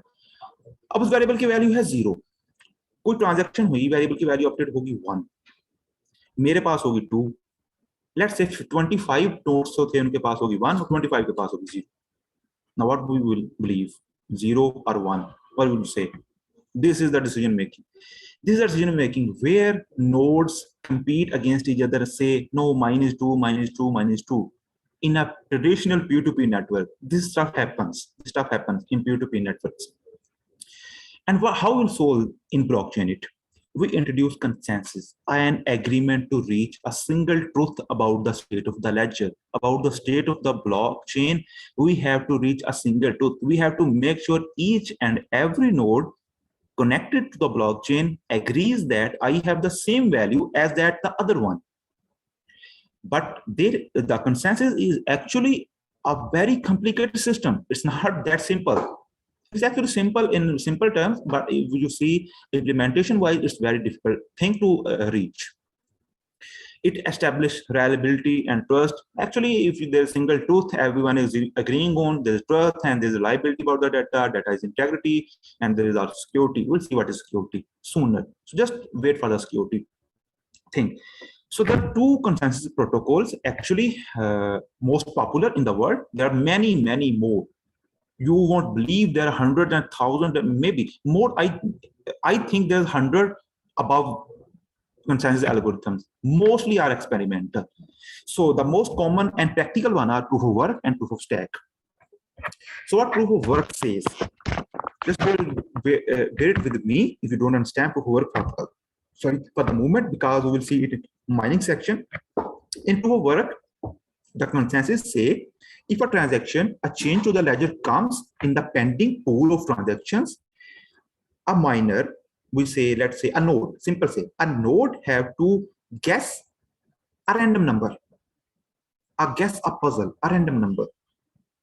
But how we see what kind of number? We don't, I have not given you any details. What kind of number he have to guess? For the moment, just say he has to guess a number. He guesses a number, he compares it with the condition, and if the number verifies that condition, he says, oh, great, I found the solution. Okay, he says, nice, you found the solution. You have the ability to create a block in the blockchain. The network says, sounds complicated, right? So what does that mean? There's a change coming in. All the nodes are competing to generate a guess a number. All the node wants to be the miner. All the node wants to be the next author of the block. But only one of them, in theory, only one of them will solve the block, solve that number. So that number doesn't mean you can spin up your computer now and start guessing a number and you will see, okay, I got the number. No, it's very, very computer expensive number. Basically, it has maybe 100,000 millions of combination to produce that number. And that actually, let me just forward to the mining section, rest of the detail. For the moment, I will confuse it if I tell you in details how the mining works. When we will approach to the mining section, you will see what kind of number is that and why, how it is computed actually. So for the moment, we see the proof of work consensus algorithm. The miner has to guess a number. That number is very difficult to guess. It cannot be guessed in 2-3 tries. Maybe they have to quadrillion tries, trillion tries they have to do. And after that, they guess the number. They make the block. They gain the authorship to make the block in the next chain of the blocks. But proof of block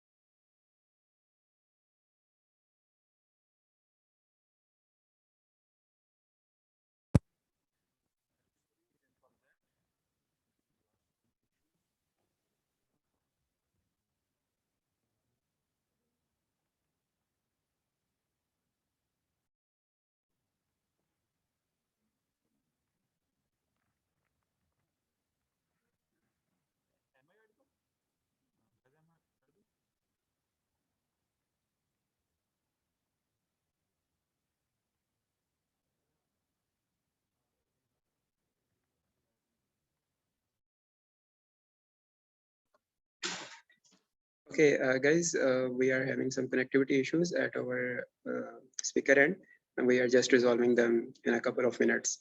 Please be there.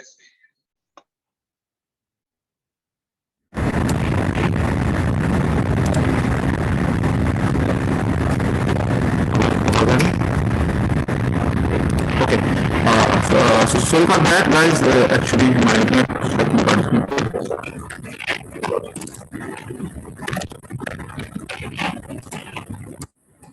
Oh.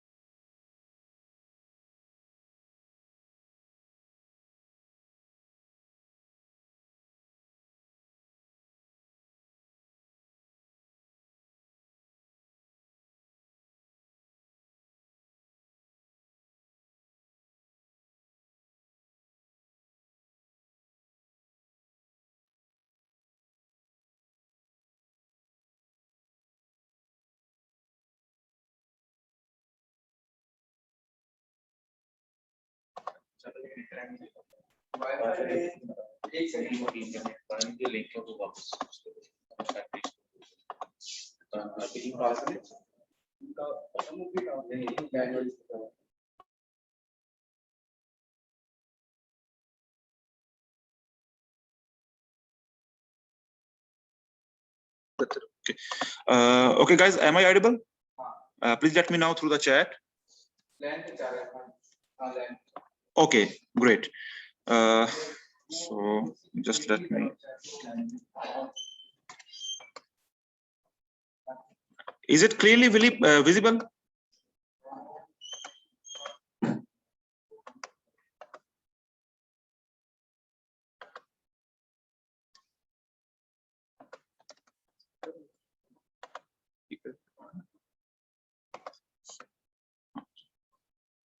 Okay, so we were at proof of work and proof of stake thing. So we got disturbance from the internet connectivity. Okay, we will saying कि अगर मेरे पास blockchain में 51% को node में compose कर लूं अपने पास, अब जो बाकी के 24 है ना, वो कुछ भी कहेंगे, वो वैलिडेशन के लिए कुछ भी अपना ब्लॉक क्रिएट करेंगे, क्योंकि मेजॉरिटी मेरे पास है. जब भी डिसीजन होगा, you know, there is always a majority system under the work. So the majority system will say, नहीं भाई मैं इस चीज को तो नहीं मानता. I will don't acknowledge that block. I will create my own block, and I know all those blocks are mine. I am the malicious person. So this is where the proof of work algorithm fails. If majority of your blockchain got compromised, you don't say you can actually trust the blockchain. So this is where 51% attack comes in. I will again discuss it in after mining. Please wait till the mining. In proof of stake, actually, we don't have any competition to solve the puzzle. We don't have any mathematical stuff to do. All we have to do is actually put some money into the blockchain as a stake. We put some money into the blockchain as a stake. So when algorithm chooses who has an authorship to create a block, it is based on that money. Who has more stake, who has more money, we will choose it. Now we'll see if this is the, actually this also has disadvantage. What if someone actually deposit a large sum of money into the blockchain? He has more chance to get the authorship to create a block in the blockchain. But actually there is stuff like that. We can see who actually authored the last block, how much stake he left, how much blocks he has already generated. We can actually modify it a little bit to compensate for that. But believe me, it is way more efficient, way more applicable than proof of work. Proof of work is more secure, but the stuff is, it is very energy inefficient. You know, there's a lot of computers, lot of GPUs, and lot of electricity required to run proof of work algorithm to secure the blockchain. That's why we are shifting, Ethereum is shifting to proof of stake to lower that environmental impact, as well as giving everyone chance. Because if you need high expensive thing to run a protocol, very maybe you need a complete farm आपको अगर चाहिए computers का GPU चाहिए hundreds में, तो एक आम बंदा, मेरे जैसा बंदा तो अफोर्ड नहीं कर सकता ना इतनी चीजें, इतने GPU. तो अगर मेरे जैसा बंदा अफोर्ड नहीं कर सकता तो कौन करेंगे? रिच लोग जिनके पास पैसा है. एंड फनी थिंग इज कि अगर आप लोग कोई कंप्यूटर बाय कर रहे हो तो लेट्स से आपको $1000 का मिल रहा है और वो उन लोगों को $800 का मिलेगा. Why? Because they are buying in bulk. तो उनके लिए वो कास्ट भी लोअर हो जाएगी, वो लीनियर नहीं है, वो कास्ट लोअर होती जाएगी. जितना ज्यादा बाय करेंगे कास्ट उनको कम पड़ेगी बाय करने की, और उनको और भी एडवांटेजेस मिलना शुरू हो जाएंगे. तो प्रूफ ऑफ वर्क जो है वो ऑलवेज जो है ना, वो आपका कहीं ना कहीं पर जाके आपको डिसएडवांटेज देगा, इन्वायरमेंटल इम्पैक्ट हो या एंट्री टू ब्लॉकचेन नोड्स हो. ओके, सो दैट्स व्हाई हम प्रूफ ऑफ स्टेक की तरफ आ जाते हैं. चलो यार, कोई ना कोई बंदा जो है पैसे वाला आ जाए, दैट्स मोर बेटर के आए ना लोग. ठीक है, एट वन पॉइंट आपके पास जो प्रूफ ऑफ वर्क है उसमें जैसे नोड बढ़ते जाते हैं, डिफिकल्टी बढ़ती जाती है. Will see, just for the moment skip if you don't understand, just consider there are two, proof of work and proof of stake. Will see in mining section how proof of work works. Okay, the next is our mainly cryptography concepts. This is there are some basic concepts we have to cover in cryptography for the blockchain get starting. We know there is symmetric key cryptography. In the symmetric key cryptography, what happens? We have a key, we have a secret passphrase. Let's say I have a secret passphrase where 123@123. I have this key. I don't share it with anyone, just like password, your login passwords. What you see, which you say, you take data, you encrypt it with that key, and now the decryption. Sorry.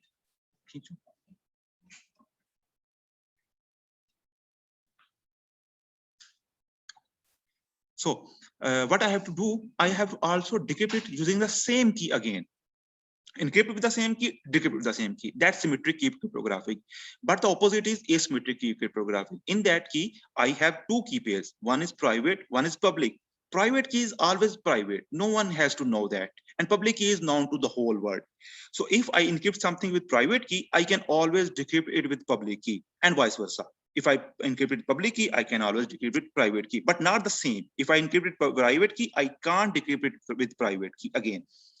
So that's the difference, main difference. Next we go to the hashing. In hashing mainly what hashing does, it takes an arbitrary length of data, maybe megabytes, gigabytes, terabytes. It always takes an arbitrary length of data, but always produce a fixed length of data.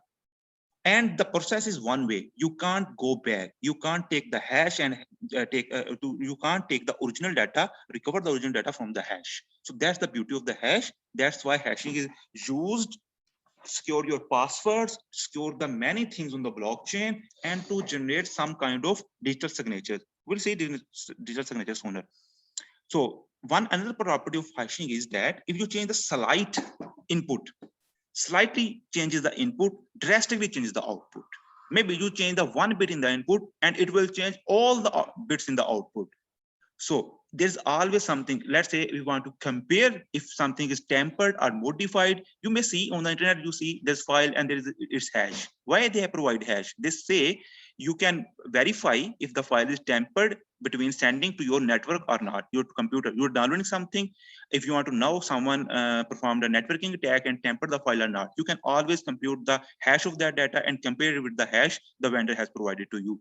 And if they matches, it means there's no tampering at all. And the output of hash is fixed by the hashing algorithm. If we use SHA-256, its output will always be 256 bit, no matter how much the input is. So what is digital signatures? The digital signature is a use case of asymmetric key cryptography, in which what we do, we take the hash of our data information and we encrypt it with our private key. As you know, we have encrypted it with our private key. Only our public key can decrypt it. No other's public key can decrypt it. Neither my private key can decrypt it. So once it's encrypted, someone can use my public key because my public key is known to the world, and they can say, okay, this information came from the web. I can't deny it because it was encrypted with my public private key. So this is where we can say digital signatures, just like signatures on real physical things. You can deny that you didn't do that signatures. Just like this, in computer we use digital signatures using asymmetric cryptography to prove non-repudiation and validates the integrity of the data. Next, if we see, go to the crypto wallets. What are crypto wallets? Basically, you have seen crypto wallets, you have heard crypto wallets, you have heard about cryptocurrencies, and all comes to that your mind that you have to use a crypto wallet. Wallet just like your physical wallet that holds cash, but there's a slight difference. Your crypto wallet actually don't hold your balance, don't hold your ethers, bitcoins, nothing. They don't do this. All of that stuff is stored onto the blockchain. The blockchain ledger, blockchain record keeping actually stores your balance, your data. The wallets are just a way to access that data, a way to see, a way to view, a way to share that data. So basically, what a wallet does is that it generated a private key pair. It generated a public address. Public address is your identity onto the blockchain. We'll see how what kind of Ethereum addresses we utilizes. So address is your identity. It can perform digital signatures. It can sign on your behalf.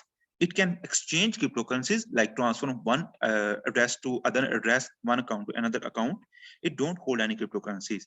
And also it acts as a way to access the dApps, because in dApps we actually have to perform digital signatures to post the transactions. We have to generate private keys, this sort of stuff. That's why crypto wallets also helps us in accessing decentralized applications.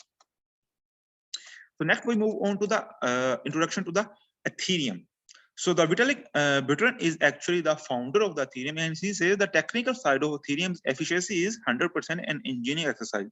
What does that mean? It means कि ये कोई तुक्का नहीं है जो Ethereum चल रहा है. वो कह रहा है कि इसकी जो Ethereum की efficiency side है ना, जो इसकी जितनी भी efficiency और जो भी आप इसका चीजें दुनिया में देख रहे हैं और जो चल रहा है, मतलब जो efficient side है, वो एक्चुअली एक 100% प्योर टेक्निकल इंजीनियरिंग प्रॉब्लम है जिसको उन्होंने सॉल्व किया है और आपको एक decentralize application, decentralize environment form किया है.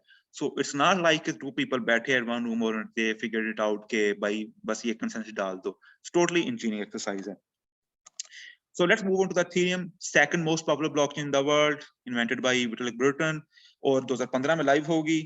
फर्स्ट ब्लॉकचेन जिसने आइडिया दिया कि डिसेंट्रलाइज्ड एप्लीकेशंस भी चलनी चाहिए. क्यों भाई, हम सिर्फ बैलेंस ही क्यों ट्रांसफर करें, एप्लीकेशन भी चलाएं डिसेंट्रलाइज्ड वे में.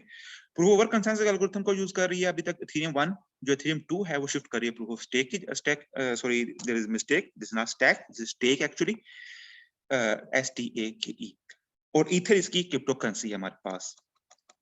अगर हम डैप्स की तरफ जाएं तो होती क्या है डैप्स, अगर हम इसको फिगर आउट करना चाहें तो मेनली आपने देखा होगा आपके पास फेसबुक की ऐप है, इंस्टाग्राम है, एवरीथिंग है. There is a central server behind that, there are central database distributed होते हैं. वो डिफरेंट डाटा सेंटर्स के क्रॉस वो मल्टीपली रीजनली डिस्ट्रीब्यूटेड होते हैं आपके डेटाबेसेस, बट ओवरऑल वो एक ही एंटिटी होती है, वो एक ही सर्वर होता है जो कंट्रोल कर रहा होता है आपकी सारी इंफॉर्मेशन को. So these are traditional apps. In dApps piece of code relies on every device connected to the blockchain. Okay, so every node connected to the blockchain, our code, our backend is relying on to that device. It's not कोई एक server पे नहीं पड़ा हुआ, एक जगह पे नहीं पड़ा हुआ, हर नोड पे पड़ा हुआ है. और वो जब एग्जीक्यूट होता है कोड, वो सब नोड्स पे होता है execute code. So this is the beauty. There is a security. There is no down time. हमें नहीं है कि एक सर्वर डाउन होगा तो हम मेरी एप्लीकेशन नहीं चल सकती हो. फेसबुक आज मेंटेनेंस में चलेगी, आज से फेसबुक नहीं चलेगी हो. No, DApp says no, that's not the case. You have to down whole network to get your applications down. अगर आपके पास 1000 नोड है तो 1000 के 1000 डाउन होंगे, नेटवर्क डाउन होगा, वरना नहीं, वरना आपको हमेशा एक्सेसिबिलिटी मिलती रहेगी आपकी. तो P2P नेटवर्क्स पे चलती हैं. सो डैप्स जो है वो जरूरी नहीं है कि सिर्फ ब्लॉकचेन पे चलें, ब्लॉकचेन के अलावा भी चलती हैं, लेकिन ब्लॉकचेन के ऊपर जो डैप का कांसेप्ट था वो Ethereum ने इंट्रोड्यूस करवाया. जो डैप्स का बैकएंड कोड है वो हम स्मार्ट कॉन्ट्रैक्ट्स के थ्रू लिखते हैं. हम देखते हैं शॉर्टली स्मार्ट कॉन्ट्रैक्ट्स क्या चीज होती है. और जो ब्लॉकचेन उसको बेसिकली हम यूज करते हैं डाटा रिकॉर्ड करने के लिए. अपना जो इनके इंटरफेस होते हैं डैप्स के, वो वैसे ही होते हैं, ट्रेडिशनल एप्लीकेशंस की तरह ही होते हैं. जैसे अभी आपने PKChain का डेमो देखा, that is actually a dApp. The system is hosted, the main code is hosted on the blockchain, और उसके साथ वो फ्रंट एंड जो था वो ट्रेडिशनली वेब में खुल रहा था, जावास्क्रिप्ट में चल रहा था. तो वो हमारे पास ट्रेडिशनल वेब इंटरफेसेस थे. बाकी डिस्ट्रीब्यूटेड होते हैं, डिसेंट्रलाइज होते हैं, क्रिप्टो वॉलेट्स के थ्रू हम इनके साथ कम्युनिकेट कर सकते हैं, ये मैं बता चुका हूँ। वॉलेट हमारी कीज और एड्रेसेस मैनेज करते हैं, ये भी हम देख चुके हैं। अगर हम स्मार्ट कॉन्ट्रैक्ट की तरफ जाएं कि what is actually smart contract, you know, in real life, when you say you have made a contract with someone, what you say, you write some terms in the contract. I will not do that thing, you will not do that thing, we will share that profit, I will share that loss, etc., etc., in financial terms. So we say we made a contract and we signed it on maybe stamp paper पे हम sign कर देते हैं etc चीजों के ऊपर. So the concept is same here. In smart contracts, there's some more logic involved. We can actually write full-fledged code, we can execute anything. Basically, the Ethereum smart contracts are written in Turing complete language called Solidity. You know, Turing complete language means कि हम कुछ भी operation perform कर सकते हैं computer का Turing complete language के अंदर, पूरे ऑप कोड्स अवेलेबल हैं इसके. So basically, Solidity is using. So this is a smart contract is a code. In simple term, अगर आप समझना चाहें तो Ethereum के ऊपर जो कोड चलता है वो स्मार्ट कॉन्ट्रैक्ट होता है. स्मार्ट कॉन्ट्रैक्ट के अंदर हम फंक्शंस, क्लासेस कुछ भी लिख सकते हैं. ये ट्रस्टलेस होता है, ऑटोनोमस होता है, डिसेंट्रलाइज होता है, ट्रांसपेरेंट होता है. ट्रांसपेरेंट, हर कोई जो लेजर को एक्सेस कर सकता है वो कोड देख सकता है. ठीक है, तो आपने इसमें से कोई भी प्राइवेट कीज वगैरह स्टोर नहीं कर देनी, कोई प्राइवेट डाटा स्टोर नहीं करना कॉन्ट्रैक्ट के अंदर. डिसेंट्रलाइज होता है, हर नोड के ऊपर लाई कर रहा है, हर नोड के ऊपर पर है. ऑटोनोमस होता है, ट्रस्टलेस होता है. इसका क्या मतलब, कोई थर्ड पार्टी की जरूरत नहीं इसको चलने के लिए. कोई भी फंक्शन जब ट्रिगर हो गया, it has to happen. As long as blockchain is standing, smart contract is standing, smart contract execute होना ही होना है, आप उसको रोक नहीं सकते. Immutable once deployed. So ये important property है, क्योंकि blockchain का overall concept ही immutable states का है कि आप एक बार कोई चीज state में change कर देते हो, you can't change it further. आपने न्यू ब्लॉक बनाना है, उसमें चेंज करना है. So that's just like that, आपने डिप्लॉय कर दिया, smart contracts are immutable, you can't change it. So what if I have to made some changes, मैंने वेरिएबल इंट की बजाय स्ट्रिंग करना हो तो you have to deploy it again. So ये थोड़ा डाउन है इसका, हमारे पास जो डेवलपमेंट होती है थोड़ी टफ होती है इस तरफ से, हमें बहुत ज्यादा टेस्टिंग करनी पड़ती है लोकली, इसको फिर डिप्लॉय करना पड़ता है, लेकिन there is security involve with that. अगर कोई भी इसको जाके चेंज कर सकता हो तो फिर you can't rely on the smart contracts. Trustless behaviour और इसकी जो बाकी ब्लॉकचेन की प्रॉपर्टीज हैं उसके ऊपर फिर आप रिलाई नहीं कर सकते अगर ये ऑन द ब्लॉकचेन चेंज हो सकता हो. सो कोड इज लॉ, जो भी आप ब्लॉकचेन में स्मार्ट कॉन्ट्रैक्ट पे लिख देंगे उसने होना ही होना है. जब भी कंडीशन मेट होगी, जब भी वो ट्रिगर होगा, उसने होना ही होना है. You can't deny it, you can't stop it. So आप में स्मार्ट कॉन्ट्रैक्ट अपने इतने अच्छे लिखने हैं, ऐसे लिखने हैं कि आप उसमें से मिस्टेक ना छोड़ें. I will discuss shortly in the third day कि डाउट है क्या हुआ था थीरम के ऊपर. मेनली यही मसला था जिसकी वजह से थीरम दो में डिवाइड हो चुकी है, थीरम क्लासिक और थीरम जो अब मॉडर्न अभी चल रही है. सो वी विल सी डाउ में जो ऑथर्स उसने गंदा जो था वो सॉलिडिटी का कोड लिखा था जिसकी वजह से अटैक परफॉर्म हुआ था. ब्लॉकचेन का मसला नहीं था, सिर्फ उनके कोड का इशू था. So now we have Ethereum addresses. Let's say go to Ethereum addresses a bit. So Ethereum के अंदर ऊपर जो हमारी आइडेंटिटी होती है वो बेसिकली Ethereum addresses के थ्रू हम जो है वो रिप्रेजेंट करते हैं. हमारी एक प्राइवेट की होती है Ethereum के ऊपर, Ethereum के ऊपर नहीं होती, हमारे पास होती है बेसिकली, और वो जो होती है वो 32 बाइट्स की होती है. ये सैंपल है उसका, ये हमारी प्राइवेट की looks like this is a generic private की, एनीवन कैन यूज. और प्राइवेट की जो होती है वो बेसिकली तो हम एल्गोरिथम्स यूज करते हैं क्रिप्टोग्राफी को ताकि हम रैंडमनेस लेके आए, लेकिन ये जरूरी नहीं है. आप प्राइवेट की कुछ भी लिख सकते हैं, आप 32 बाइट्स रैंडमली भी अपने टाइप से लिखते हैं, वो भी प्राइवेट की होगी. But you don't have to do this, क्योंकि जो भी आप टाइप करोगे वो आप उतनी रैंडमनेस उसके अंदर नहीं ला सकते. वो ऑलवेज कोलिजन के चांसेस हैं कि जो आप रैंडमली टाइप कर रहे हो कोई दूसरा बंदा भी रैंडमली वही टाइप कर सकता है. So you are have to use cryptographic algorithms, wallets to generate your private keys. Then we use elliptic curve digital signatures ECDSA algorithm to drive public key from the private key. So we drive it from the private key, and our public keys are actually more lengthy. They are 64 bytes in length, and they look like this in a blue sample written here. Our Ethereum addresses are further derived from the public key. What we do, हम जो public key होती है उसका SHA-256 hash लेते हैं. Actually में जो Ethereum होता है वो कैचे यूज करता है, लेकिन वो SHA ही की फैमिली से बिलोंग करता है. तो SHA एक्चुअली कैचे की फैमिली से बिलोंग करता है. तो SHA-256 हैश लेते हैं पब्लिक की का, और फिर हम क्या करते हैं, जो फर्स्ट 12 बाइट्स होते हैं वो ड्रॉप कर देते हैं. हैश लिया, फर्स्ट 12 बाइट ड्रॉप कर दी, रिमेनिंग जो हमारे पास 20 बाइट्स होगी वो हमारा एड्रेस हो गया. So this looks like this, our address always looks like this. अगर आपने कहीं से ईथर मंगवाने और आपको कुछ खुशकिस्मती से ईथर भेज रहा हो फ्री में, तो आप उसको कह सकते हैं कि this is my address, go ahead transfer to them. Okay, next we go to the Ethereum accounts. If we go to the Ethereum accounts, we can see दो तरह के अकाउंट होते हैं हमारे पास, externally owned accounts and contract accounts. जो externally owned accounts होते हैं ना, वो एसोसिएट होते हैं आपके वॉलेट के साथ, आप ह्यूमन जो है उनको ओन कर रहे होते हैं। और ये आपके अकाउंट होते हैं उसमें एड्रेस आपका ब्लॉकचेन के ऊपर, इन अकाउंट्स के ऊपर एड्रेस स्टोर होता है आपका, कीज आपकी कीज नहीं स्टोर होती, आपका ईथर स्टोर होता है, आपका बैलेंस स्टोर होता है ब्लॉकचेन के ऊपर, और ऑफ द ब्लॉकचेन वॉलेट के अंदर आपकी कीज और आपके एड्रेस स्टोर होते हैं।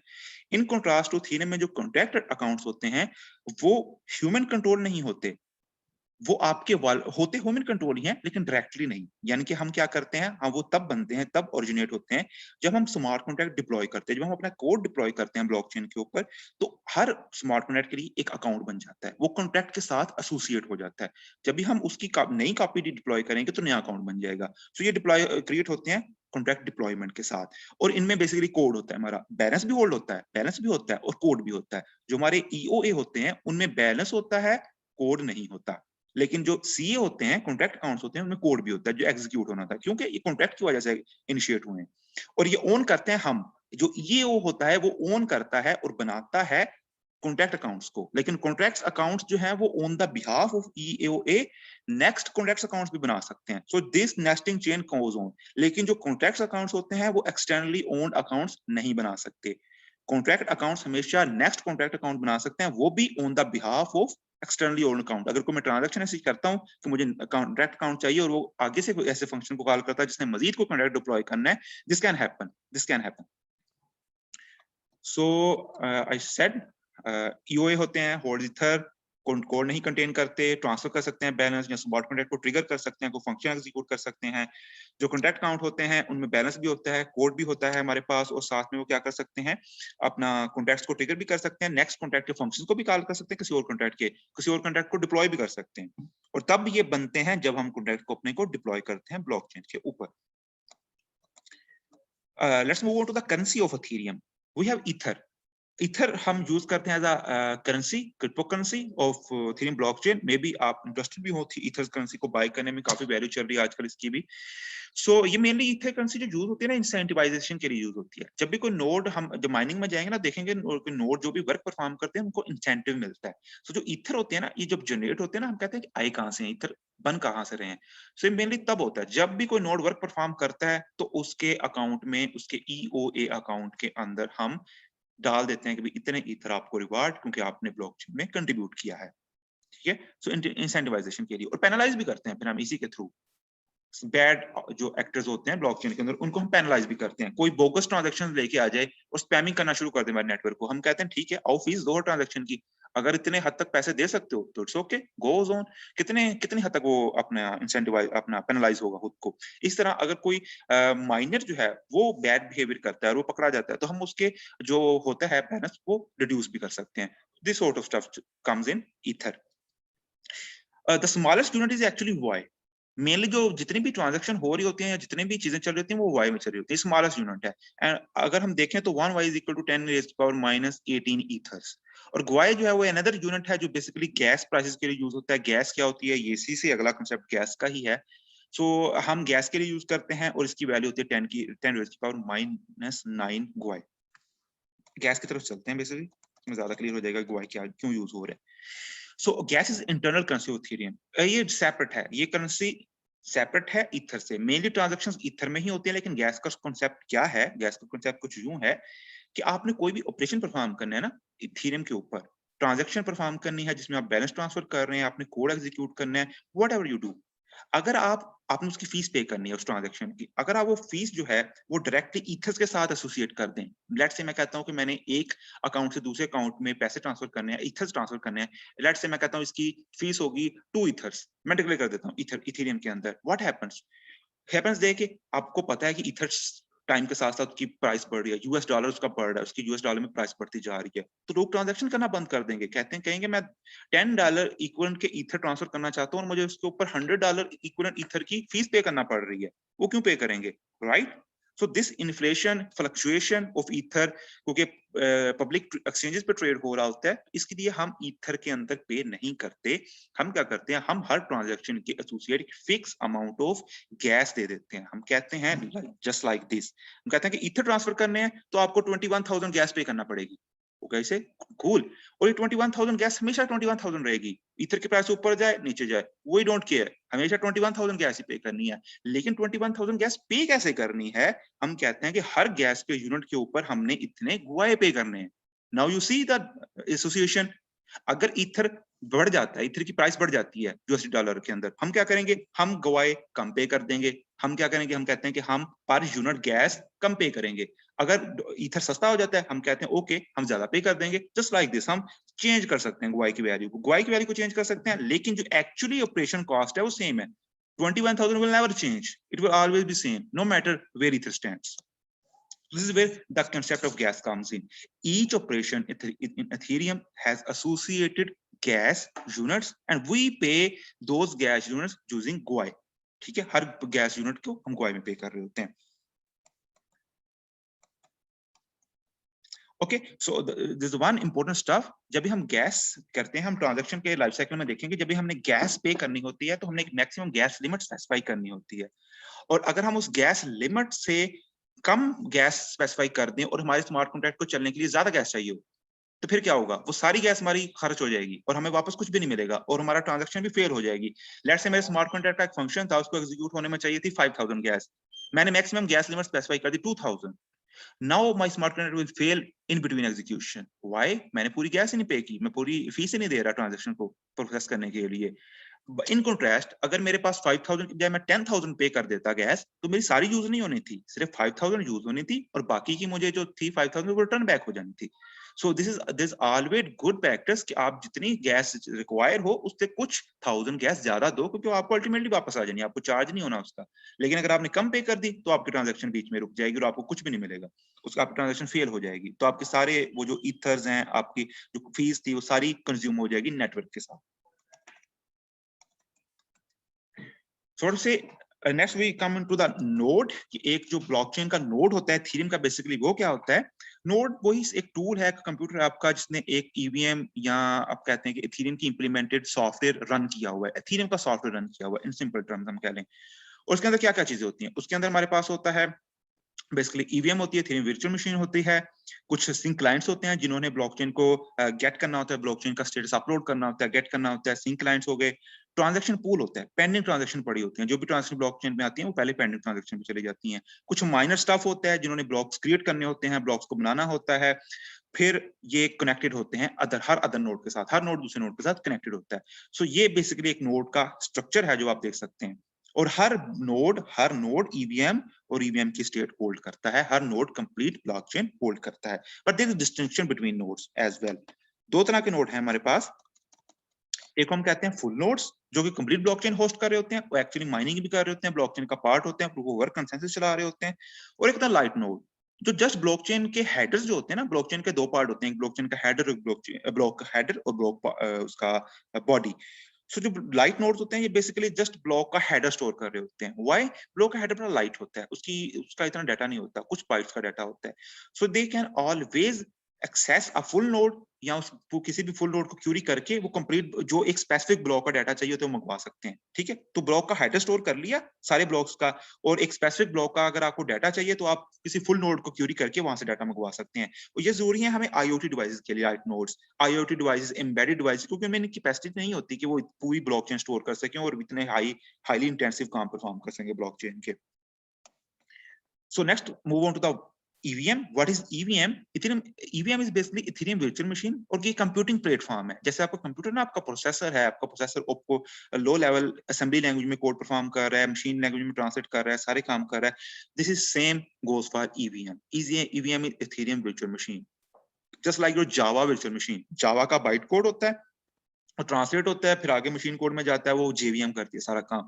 जस्ट लाइक दैट ईवीएम करती है सारा काम इथेरियम के लिए, लेकिन ये डिस्ट्रीब्यूटेड है क्योंकि ये सारे प्लेटफॉर्म के ऊपर चल रही होती है, जितने भी नोड होते हैं सबके ऊपर ये सेम मशीनें चलना होता है और सेम काम परफॉर्म करना होता है। अगर चेंज हो तो फिर आपको पता है कि वो इनकंसिस्टेंसी आ जाएगी, और फिर कंसेंसस एल्गोरिथम किक इन करेगा और वो सारों की सिंगल ट्रूथ पे लेके आएगा। हमारे पास जो है ना, ये डिस्ट्रीब्यूटेड स्टेट मैनिपुलेशन मशीन भी इसको कहते हैं। जस्ट लाइक दिस, कि आपके पास एक ओल्ड स्टेट है S और एक वैलिड ट्रांजैक्शन है T। लेट्स से हमारे पास ये दो इनपुट्स आई, तो ये क्या करेगा, इन दो इनपुट्स की बेस के ऊपर हमारी आउटपुट जनरेट करेगा एक न्यू स्टेट S डैश।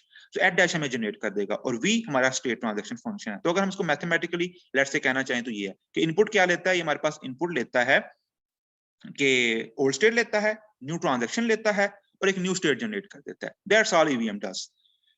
और ईवीएम जो है वो स्मार्ट कॉन्ट्रैक्ट होते हैं हाई लेवल लैंग्वेज में सॉलिडिटी के अंदर, और ये इनको बाइट कोड में ट्रांसलेट करके इंस्ट्रक्शन में ट्रांसलेट करता है। ईवीएम का ही काम होता है ये सारा काम करना।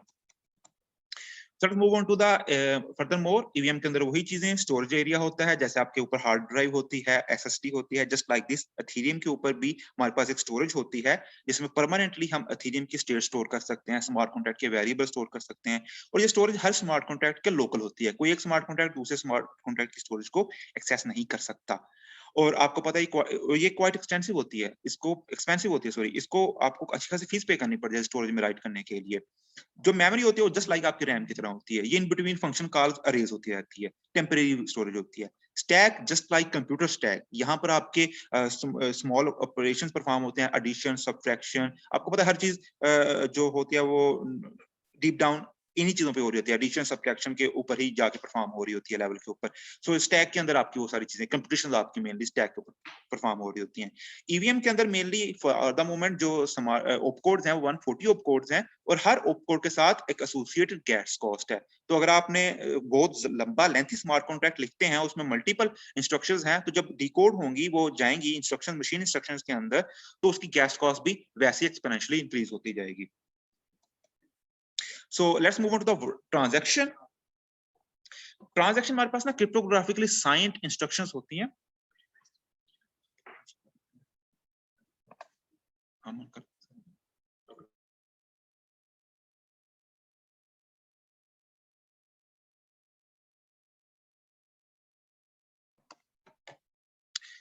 Okay, so the next is transaction. Transactions are cryptographically signed instructions to operate Ethereum. When we say cryptographically signed, this means जो भी ट्रांजैक्शन को इनिशिएट करेगा उसे इस ट्रांजैक्शन को अपनी प्राइवेट की से साइन करके डिजिटल सिग्नेचर जनरेट करना होगा और बताना होगा कि इस ट्रांजैक्शन मैं ही साइन कर रहा हूं, ताकि कभी भी जरूरत पड़े तो हम ये चीज जो है वो चेक कर सकें कि ट्रांजैक्शन किस बंदे की तरफ से आई थी। और ये इनिशिएट होती हैं एक्सटर्नली ओन्ड अकाउंट से। कॉन्टैक्ट अकाउंट अपने खुद के तौर पे ट्रांजैक्शन इनिशिएट नहीं कर सकता क्योंकि वो साइन ही नहीं कर सकता। जो हमेशा ह्यूमन कंट्रोल अकाउंट होते हैं, वॉलेट्स होते हैं, वहां से ट्रांजैक्शंस इनिशिएट होती हैं और वो पोस्ट होती हैं ब्लॉकचेन के ऊपर। जो देन माइनर्स होते हैं वो ट्रांजैक्शंस को लेते हैं और एग्जीक्यूट करते हैं, उनका कोड अपनी स्टेट अपडेट करते हैं और उनको फॉरवर्ड करते हैं बाकी चेन के ऊपर। जो ट्रांजैक्शन का स्ट्रक्चर होता है वो बेसिकली ये होता है, एक रेसेंट होता है जिसमें बेसिकली एड्रेस होता है जो रिसीव करेगा हमारे पास ट्रांजैक्शन को, या ईथर्स को ट्रांसफर कर रहे हैं अगर तो हम वो रिसीवर का एड्रेस होगा, अगर हम कोई कोड एग्जीक्यूट करना चाहते हैं तो वो कॉन्ट्रैक्ट का एड्रेस होगा, जस्ट लाइक दिस। सेंडर वो होता है जो ट्रांजैक्शन सेंड कर रहा है, उसका एड्रेस होता है हमारे पास। सिग्नेचर मींस कि जो सेंड कर रहा है ट्रांजैक्शन उस बंदे का डिजिटल सिग्नेचर, उसने जो हैश लेके उसकी ट्रांजैक्शन की उसको जो साइन किया है उसका डिजिटल सिग्नेचर यहाँ पर होगा हमारे पास। The next stuff is other things are value. Value means how much ether in Y you want to transfer. Data कौन सा कोड आपने एग्जीक्यूट करना है, उसका बाइट कोड बेसिकली होता है हमारे पास। लो लेवल इंस्ट्रक्शंस होती हैं यहाँ पे। गैस लिमिट, हम कितनी मैक्सिमम गैस विलिंग है ट्रांजैक्शन को देने के लिए। मैंने आपको बताया ना कि अगर गैस लिमिट आपने कम पे कर दिया तो आप ट्रांजैक्शन फेल भी हो सकती है, रिक्वायर्ड से कम पे कर दिया। So you always have to make sure कि आप एनएफ गैस पे कर रहे हो।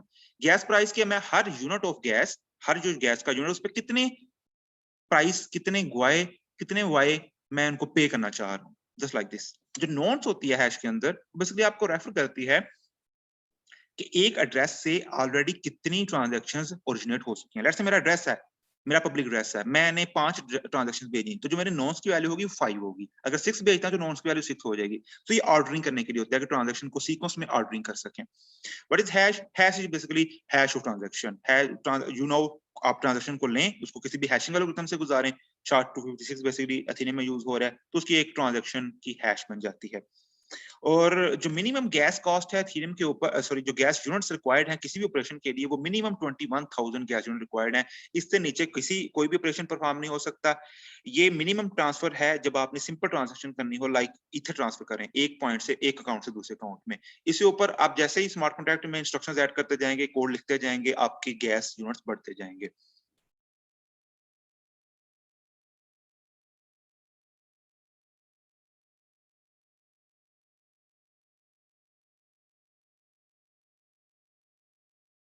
So guys, we are actually short of time. We will cover the remaining stuff in next day, tomorrow actually, and we will also get our hand dirty with the code of Solidity. Thank you. If you have any question, I will share the email. You guys can contact me through the email and we can discuss in detail what's missing. But we will discuss the remaining stuff in next day. Thank you.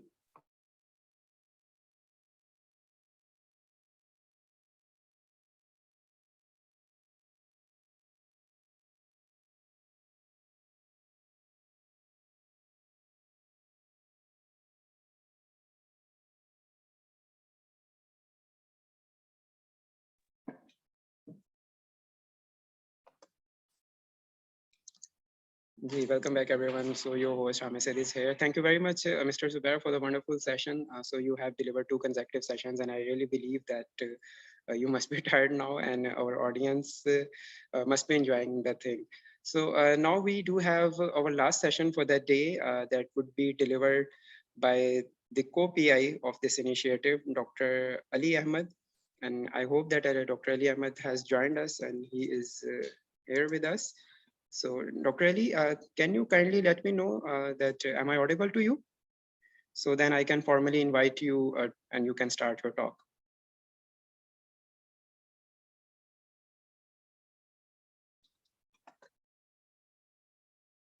Can you hear me? Yes, sir. Yeah, we can hear you. Right. So Dr. Ali Ahmed is a co-principal investigator for the Blockchain Security Lab, and he's playing a vital role in this initiative. And today he will be delivering his talk till 1 p.m. So now with any further delay, I would like to welcome Dr. Ali to take the stage and talk to you guys. Thank you very much, Dr. Ali, for joining us. Looking forward to a great conversation. Thank you. So let me first share my screen.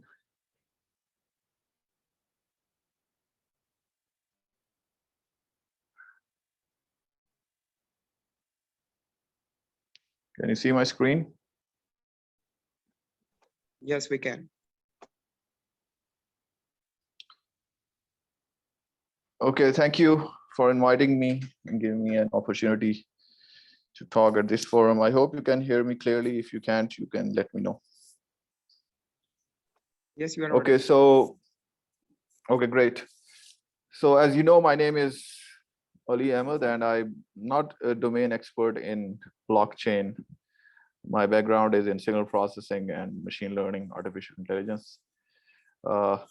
We have been working in AI applications or use cases that we can develop in blockchain. I'm going to talk about a particular use case that our engineers have been working on last couple of years. The people that worked on this, I will just name them shortly. The title of the talk is Predicting Functional Roles of Ethereum Blockchain Addresses. It's basically around de-anonymizing the blockchain addresses, trying to identify their identity using artificial intelligence and machine learning.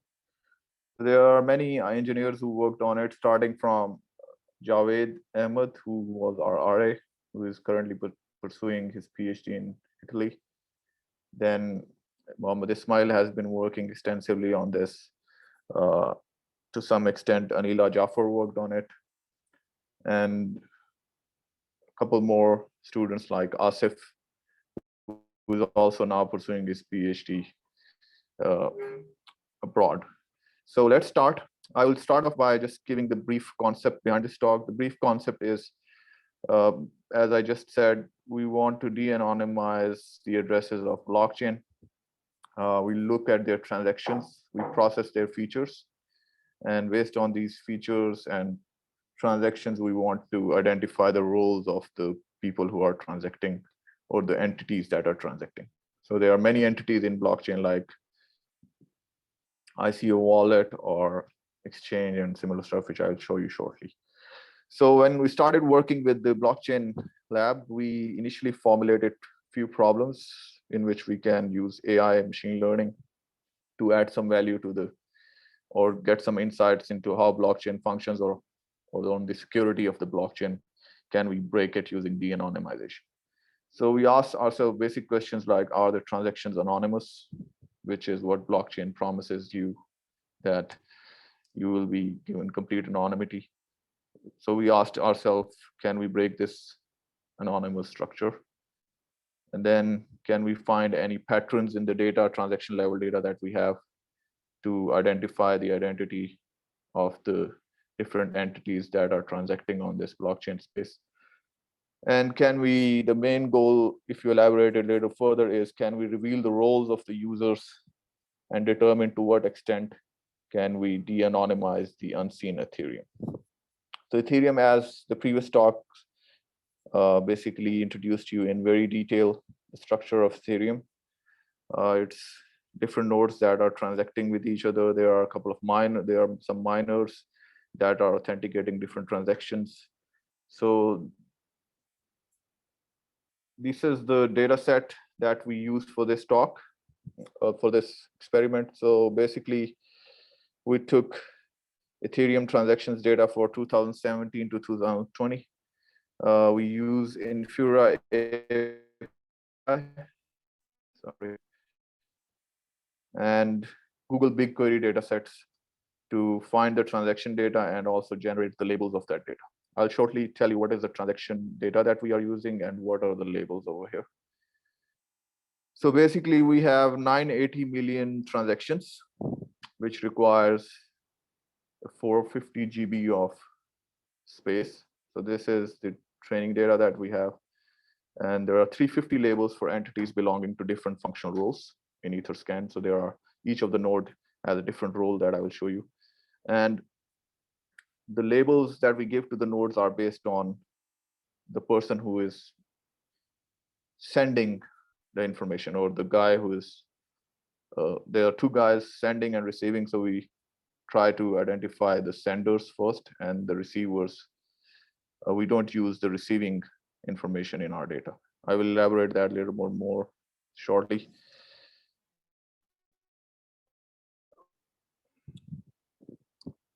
So out of these 350 Ethereum functional roles, we shortlisted 8 functional roles because the remaining ones, we didn't have either enough data to completely de-anonymize them, or their transaction level data was very similar and it was next to impossible to break their anonymity given the data that we had.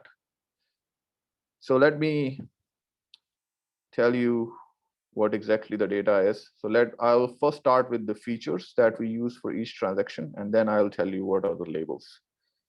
So at the high level, we took all these transactions that different nodes complete among each other.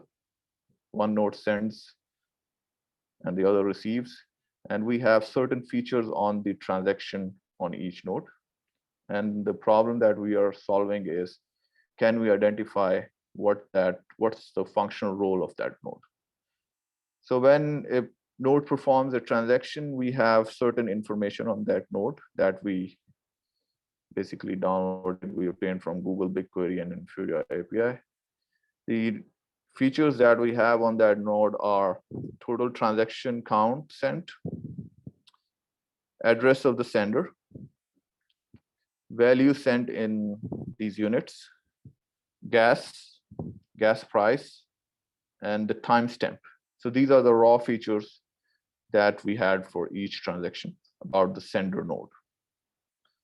And the labels that we had for each transaction were basically the functional roles of the sender.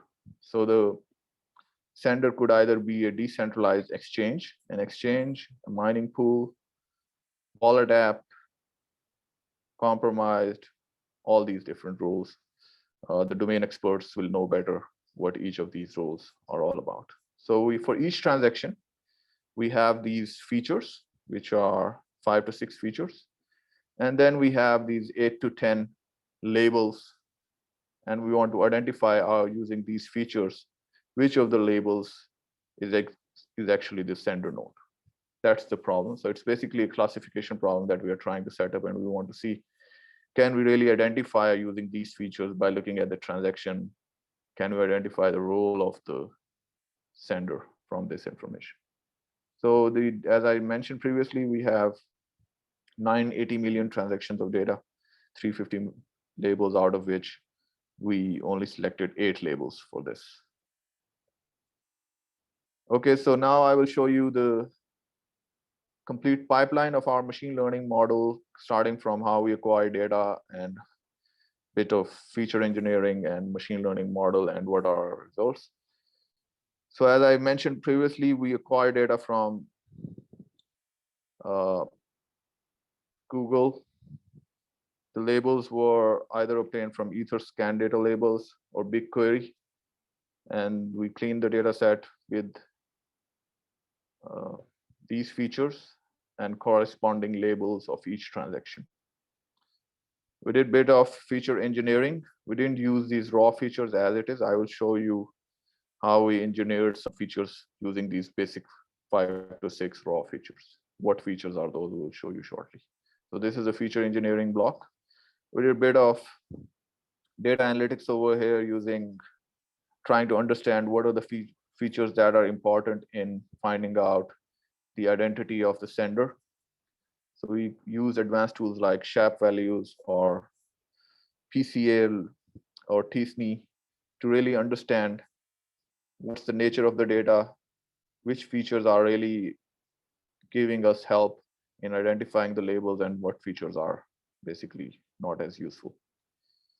Then we had few free parameters that were the number of transactions that we used to identify the role of the sender, because it's either we can just use one transaction of a particular address, or we can use multiple transactions of the same address. Sometimes it happens that the addresses are not randomly flipped, or new addresses are not assigned for each new transaction. So in the data set, you can also find one address that corresponds to many transactions.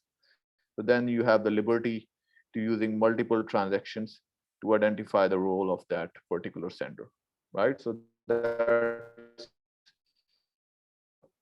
giving you more data or more information, and it gives you a better chance at cracking what's the identity of that particular node. Instead, if you have just one transaction of that node and in the next transaction that person changes his address, then you have no way to link the two addresses together and to find out the identity of that person. So you can just use one transaction. So if the people are keeping the same address for multiple transactions, then you have a better shot at de-anonymizing them. Then we developed a machine learning model after actually using many different approaches, many different networks. We finally had one particular network that we agreed on, which was giving us good accuracies. And then that machine learning model basically takes all the features that I will show you shortly, the engineered features, and it predicts that this particular transaction was performed by either an exchange or some wallet app or whatever the other entries were. So you can use this label returned by this model to basically label unknown transactions with certain degree of accuracy, which I will show you shortly. So now the next slide is the features that we engineered. So the raw features, remember, were all these 6 features. And we use these to engineer these 5 to 10 or almost 10 features that we call engineered features. These features are, number one is transaction fees paid for each current transaction. Average fee that a particular address pays over all the transactions that it has conducted. The standard deviation of the transaction fee. So I hope you know how to compute the standard deviation. You just need to compute the mean and then just compute the variance, the distance from the mean of each transaction fee to compute the standard deviation. This basically computes how much the transaction fee varies from transaction to transaction. And then the next one is out ether total. That is basically, as it is evident from the name, total ether sent across a transaction window. Transaction window over here is the number of transactions of a particular address that we are looking at. As I mentioned, it could be one transaction, it could be 10, it could be 50, it could be 200. So in this entire transaction window, the total ether sent across in a transaction window, we call that out ether total. Similarly, we compute the out ether average, out ether standard deviation. And then we also compute life in seconds, which is the time difference between, or how frequently transactions are being performed by a particular sender. And on average, also how frequently a particular sender performs transactions. So this kind of a feature really helps you decipher, for example, if there is an exchange or if there is an individual user. Generally, exchanges will have frequent transactions. So in those cases, this feature will be very informative and revealing in trying, if you are trying to identify the role of the exchange. Okay, so these are the engineered features that we use from the raw features. These are all derived from the raw features. And now let's go to the next plot, which is a very interesting plot. This plot shows you the t-SNE version of the transaction data that we have. So as I mentioned in the previous slide, we have around 10 features for each transaction. And we wanted to understand that based on these features, can we separate out different entities based on these transactions alone? If you can visually see that you can separate different roles, then it's a good indication that you can classify them very well, right? So what we did was we used t-SNE, which is just a low dimensionality technique, reducing the dimension of the features, just like PCA. PCA is a linear way. t-SNE is a statistical way of reducing the dimension of the data. So 10-dimensional data, I cannot plot it on a 2D space. So we reduce the dimension of the data from 10-dimensional to 2 dimensions. These are the 2 features that we derived from these 10 features that we have. A1 is the first feature, A2 is the second feature. And the color in this plot is representing different entities. For example, red is a different entity, green is a different one. You can find the name of the identity based on the color from the legend over here. For example, ICO wallet is in green, wallet app is in pink. So what this is showing that if you have 5 transactions of data for a particular address, then just based on two derived features using t-SNE, reducing the dimensions of the data, that's how the different transactions will look like if you plot them all the transactions on the same plot. So one dot over here is one transaction. And you can see over here that all the greens, they are appearing together somehow. Pinks are appearing together, but still there is a lot of overlap. For example, these light greens are overlapping with orange or red ones. So if you can imagine, if you try to classify based on just a linear classifier in this 2D space, you won't be able to find a linear boundary which separates out these 10 classes, right? Even if you use a nonlinear version in a 2D space, that will also have a hard time separating out these classes, because there's red over here, then there's red over here, and there's red over there, blips of red that are scattered across entire plot, right? So as I mentioned, that if you have more transactions, this plot should get nicely separable. So you can see in the second one, 50, if you have 50 transactions and you have same derived features using t-SNE low dimensionality, and if you plot them, you start to see the transactions are nicely getting separated out. Pink is nice cluster, green is also trying to separate out. If you increase the number of transactions further to 200, you get a nicely separable data set, which is telling you that increasing the number of transactions is helping you. If you have more data, it is helping you to really identify what's the role of a particular sender is, what's his identity. Okay, so it's kind of breaking the security protocol, if you want to look at it that way, of blockchain. It's trying to identify what are the roles of the customers or the senders.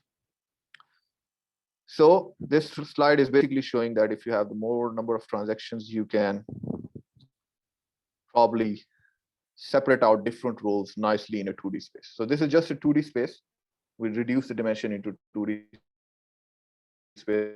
If you imagine it in a 3-dimensional, 4-dimensional, 5-dimensional space, the things are again more nicely separated than you can see them in just a 2D space. So our classifier doesn't have to operate in only in 2D space, it operates in 8-dimensional space.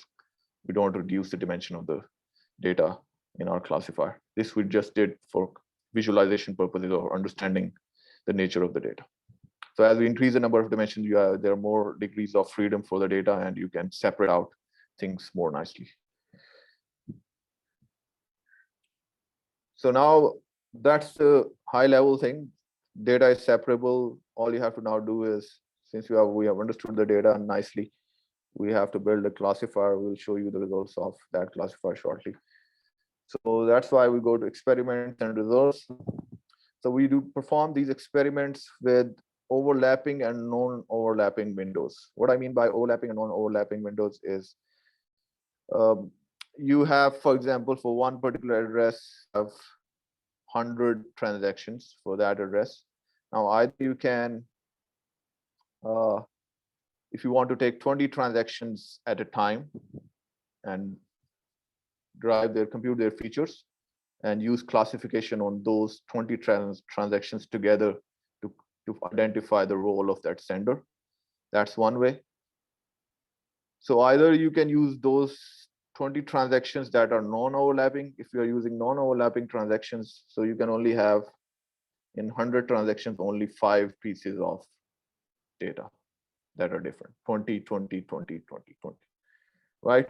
So if you use overlapping windows, these are like sliding windows that are going through the 100 transactions. Probably you can use first 20 and the next 20 could be new 10 and 10 from the previous window. So this way you are overlapping window, and this way you can have more than 5, around 9 or 10. So the degree of overlap we will specify in our experiments, and we will see how overlapping and non-overlapping windows create a difference in our case. And then we split, another interesting point is we split our data set into train, test, and validation, not on the basis of transactions, but on the basis of entities. The difference over here is that if you split the data based on the transactions, it could happen that an address that you saw in the training set, because one address can have multiple transactions, as I mentioned earlier. So an address that is in the training set, it could also appear in the test or the validation set. So that will probably enable your machine learning algorithm to pick it up and very nicely identify its role when it is seen in the test set again. So since that cannot happen in real scenarios, we do not expect that the training addresses that we saw during training will also appear during test time. So we split the data based on entities, which means that the addresses that we see in the training, we do not use them in the test. So if I use a particular address, it has 100 transactions. I use all of them in training. I don't want to leak that data into the test. So that test set is completely independent of the training test, and my accuracies are not biased in any way. Right? If I use the same addresses in test and the training, then there is an information that is leaking from the test set into the training set, which will enable your algorithm to work much better. But those numbers will be flukes, because in practice, we do not expect the test set to have the addresses that we have seen in the training. So with these two technical points, let's go to the results that we have. I will show you, since it was like 8 or 10 class classification problem. So we have over here assembled precision, recall, and F1 scores. If you don't know what those are, these are basically different metrics to compute the reliability of your classifier. So the main finding that we have is that we were generally able to, for some functional roles, we were 70%, with 70% accuracy, we were able to identify their roles if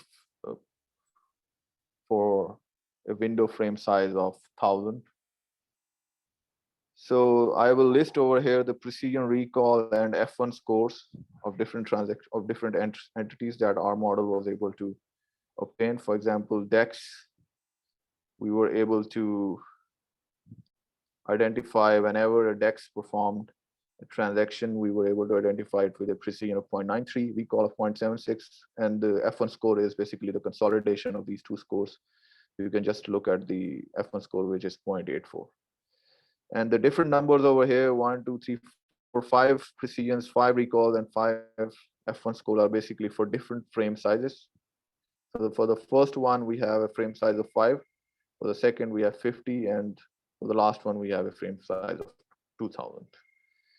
So you can see that for DEX, as you increase the frame sizes, meaning the number of transactions that you have for that particular address, the F1 score generally increases. So the arrow on the right hand side is showing that generally using more transactions is beneficial in identifying the role of this particular entity. If you look at Bitfinex, I don't know if I am pronouncing it correctly or not.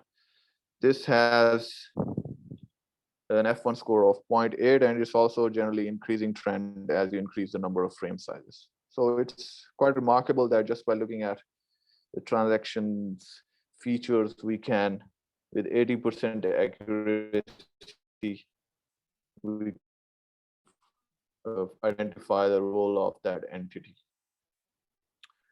Not all the results are very good. We also have some results that are bad. For example, I see a wallet. Its precision or F1 score is, can you guys hear me? Yes, we can.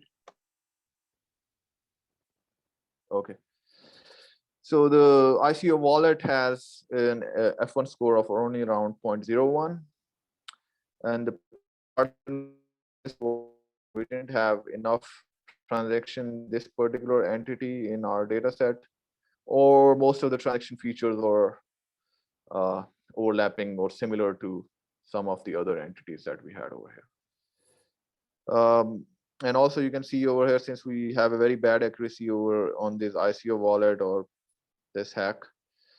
So here increasing number of the window frames doesn't really help us. So this straight arrow basically is just saying that roughly the accuracies remain the same. The number of frames that we have doesn't really change much. Shapeshift again has a better results. It's increasing with the number of windows, and it's also the accuracies are around 0.82, 0.87, which is pretty good. Wallet app is again not succeeding. These are the overall results that gives you an idea that if you are trying to de-anonymize, what are the functional roles that we can identify with certain accuracy and which ones we cannot. There will be some more results that I can show you in the coming slides. For example, here we are showing that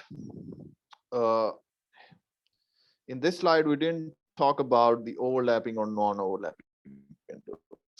We just said that the window size is 550, 200, 1000, 2000, and these are the accuracies. Now in the next slide, we have one more thing that we want to see what's the impact is that how if we take a data in the training set that has overlapping windows and the overlap is either one transaction of overlap, 25% of the frames are overlapping, 50% of the frame transactions are overlapping. How does this impact the accuracy that we can achieve? So these bars, these color bars over here, the colors represent the frame size.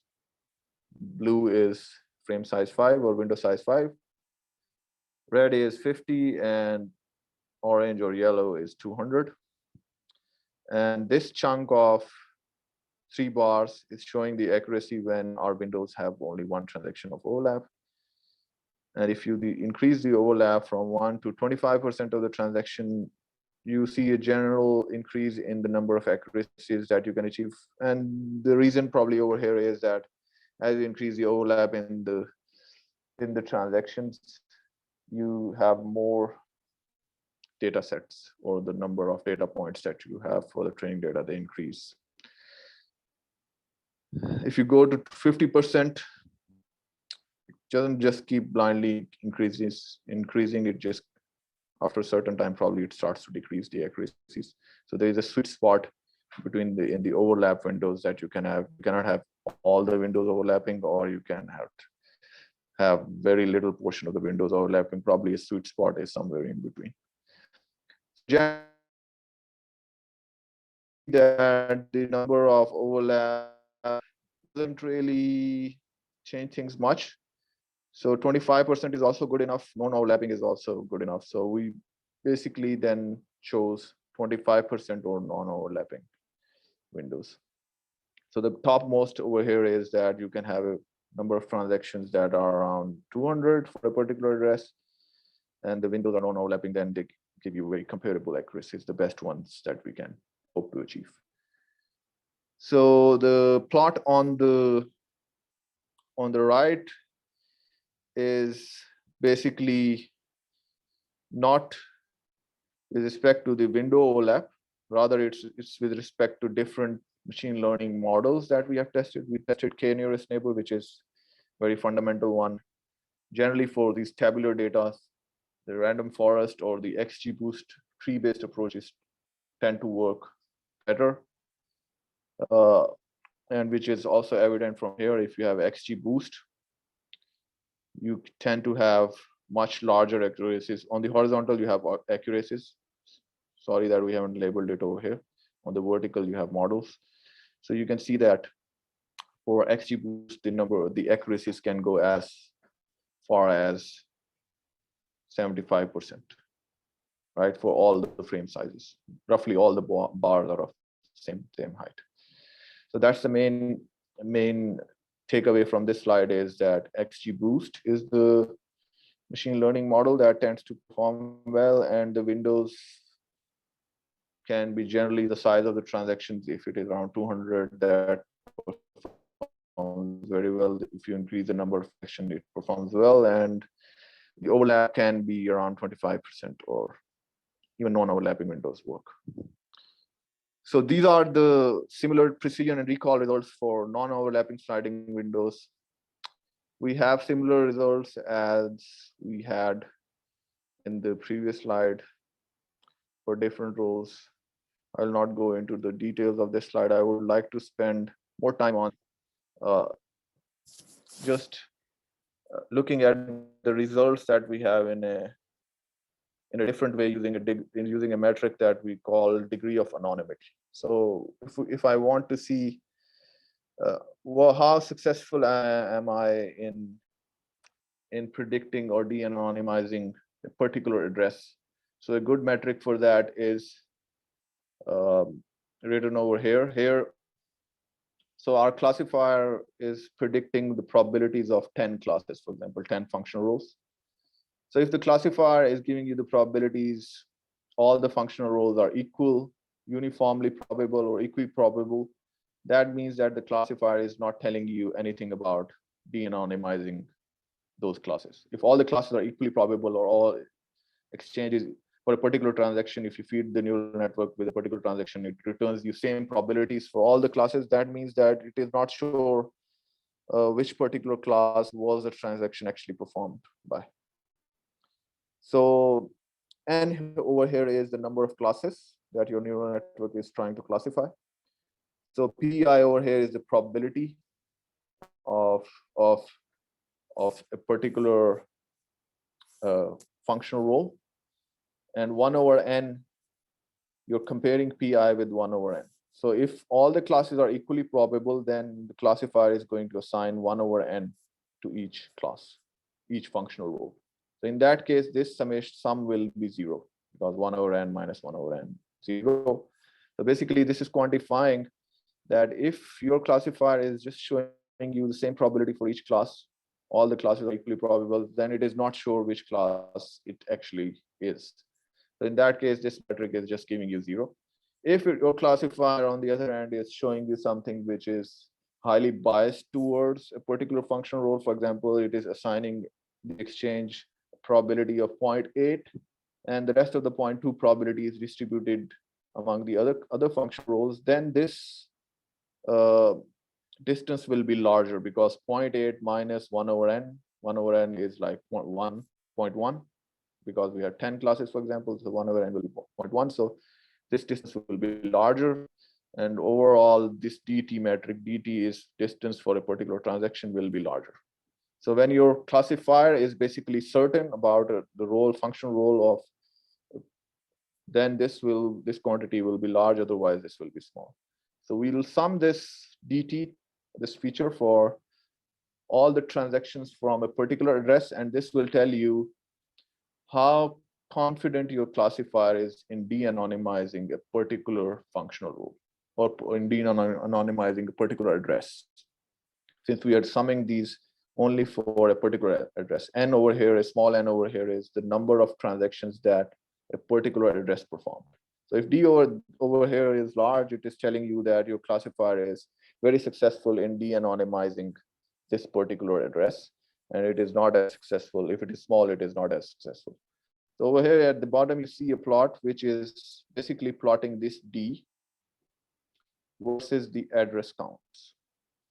So if d is 0.7, which is large d, which means that I just described that you can de-anonymize a particular address very nicely.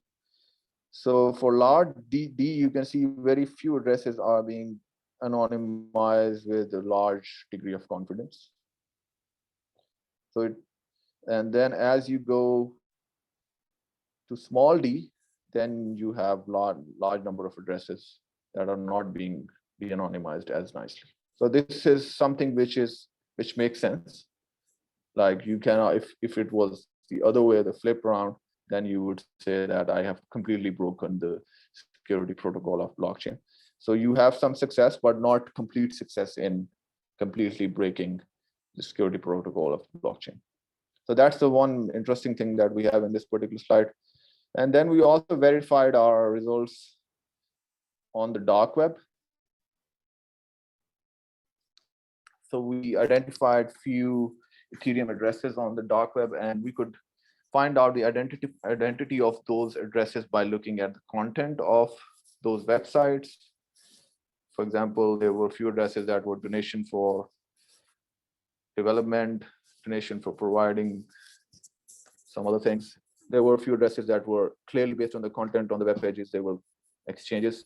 And we used the transactions of these addresses and fed them, transaction data, fed them through our model. And our model was predicting the roles of these transactions that agreed with the content that is available on their websites. So that was also one way for us to really see if our model is working well, and it seems to be working nicely over here. So at the end, so basically have with a machine learning or verification method and looking at the data that we have, transaction-based data, to find out the roles of functional roles of each of the sender or receiver.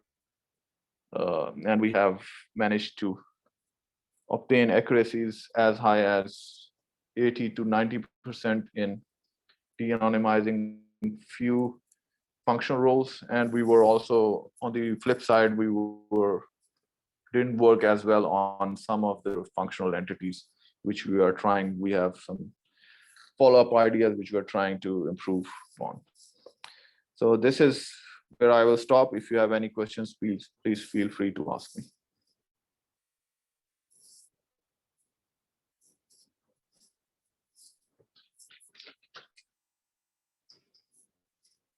Okay, so if you have no questions and if you can still hear me, then we can probably close this talk.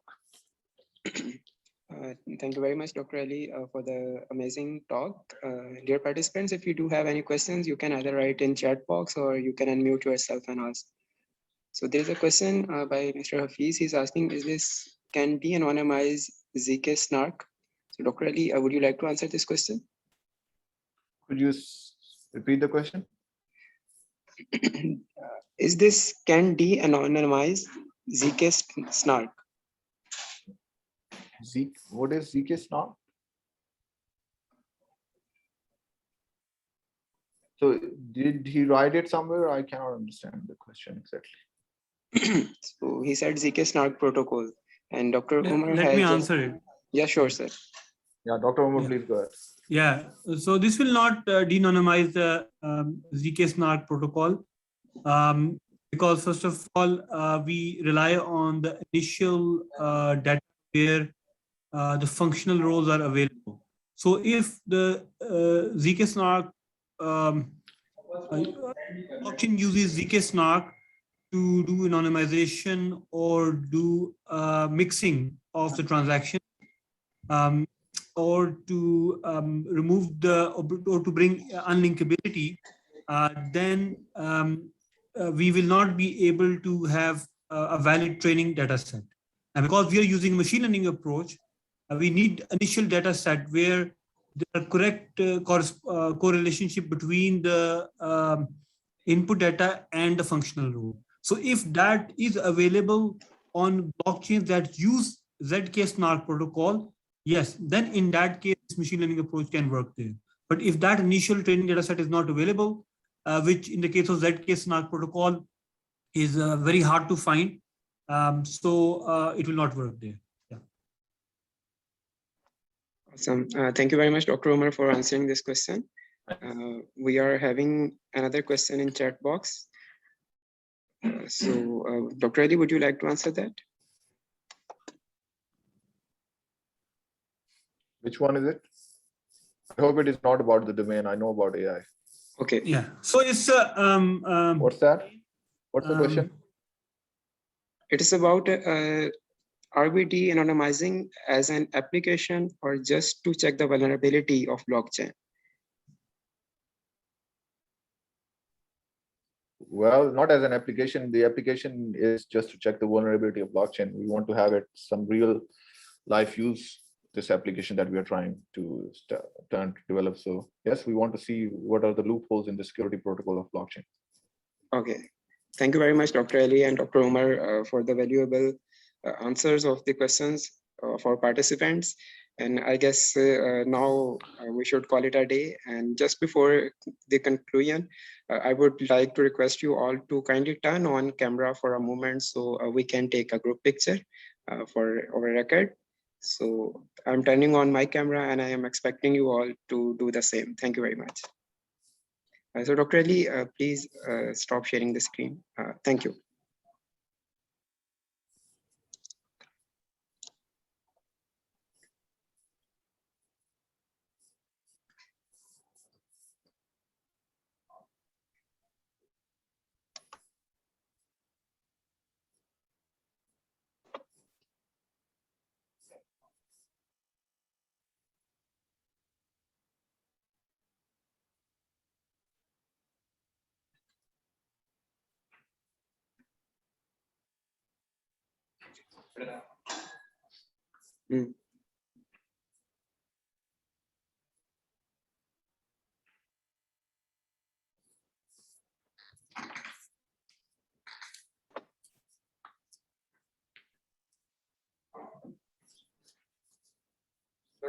Thank you, everyone. Inshallah, see you all tomorrow at 10 a.m. sharp in our second day of training. And as you all know that it is a 3-day long training. So we will be seeing you day after tomorrow as well. And then we will be concluding our workshop. Thank you very much. See you all tomorrow. Take care.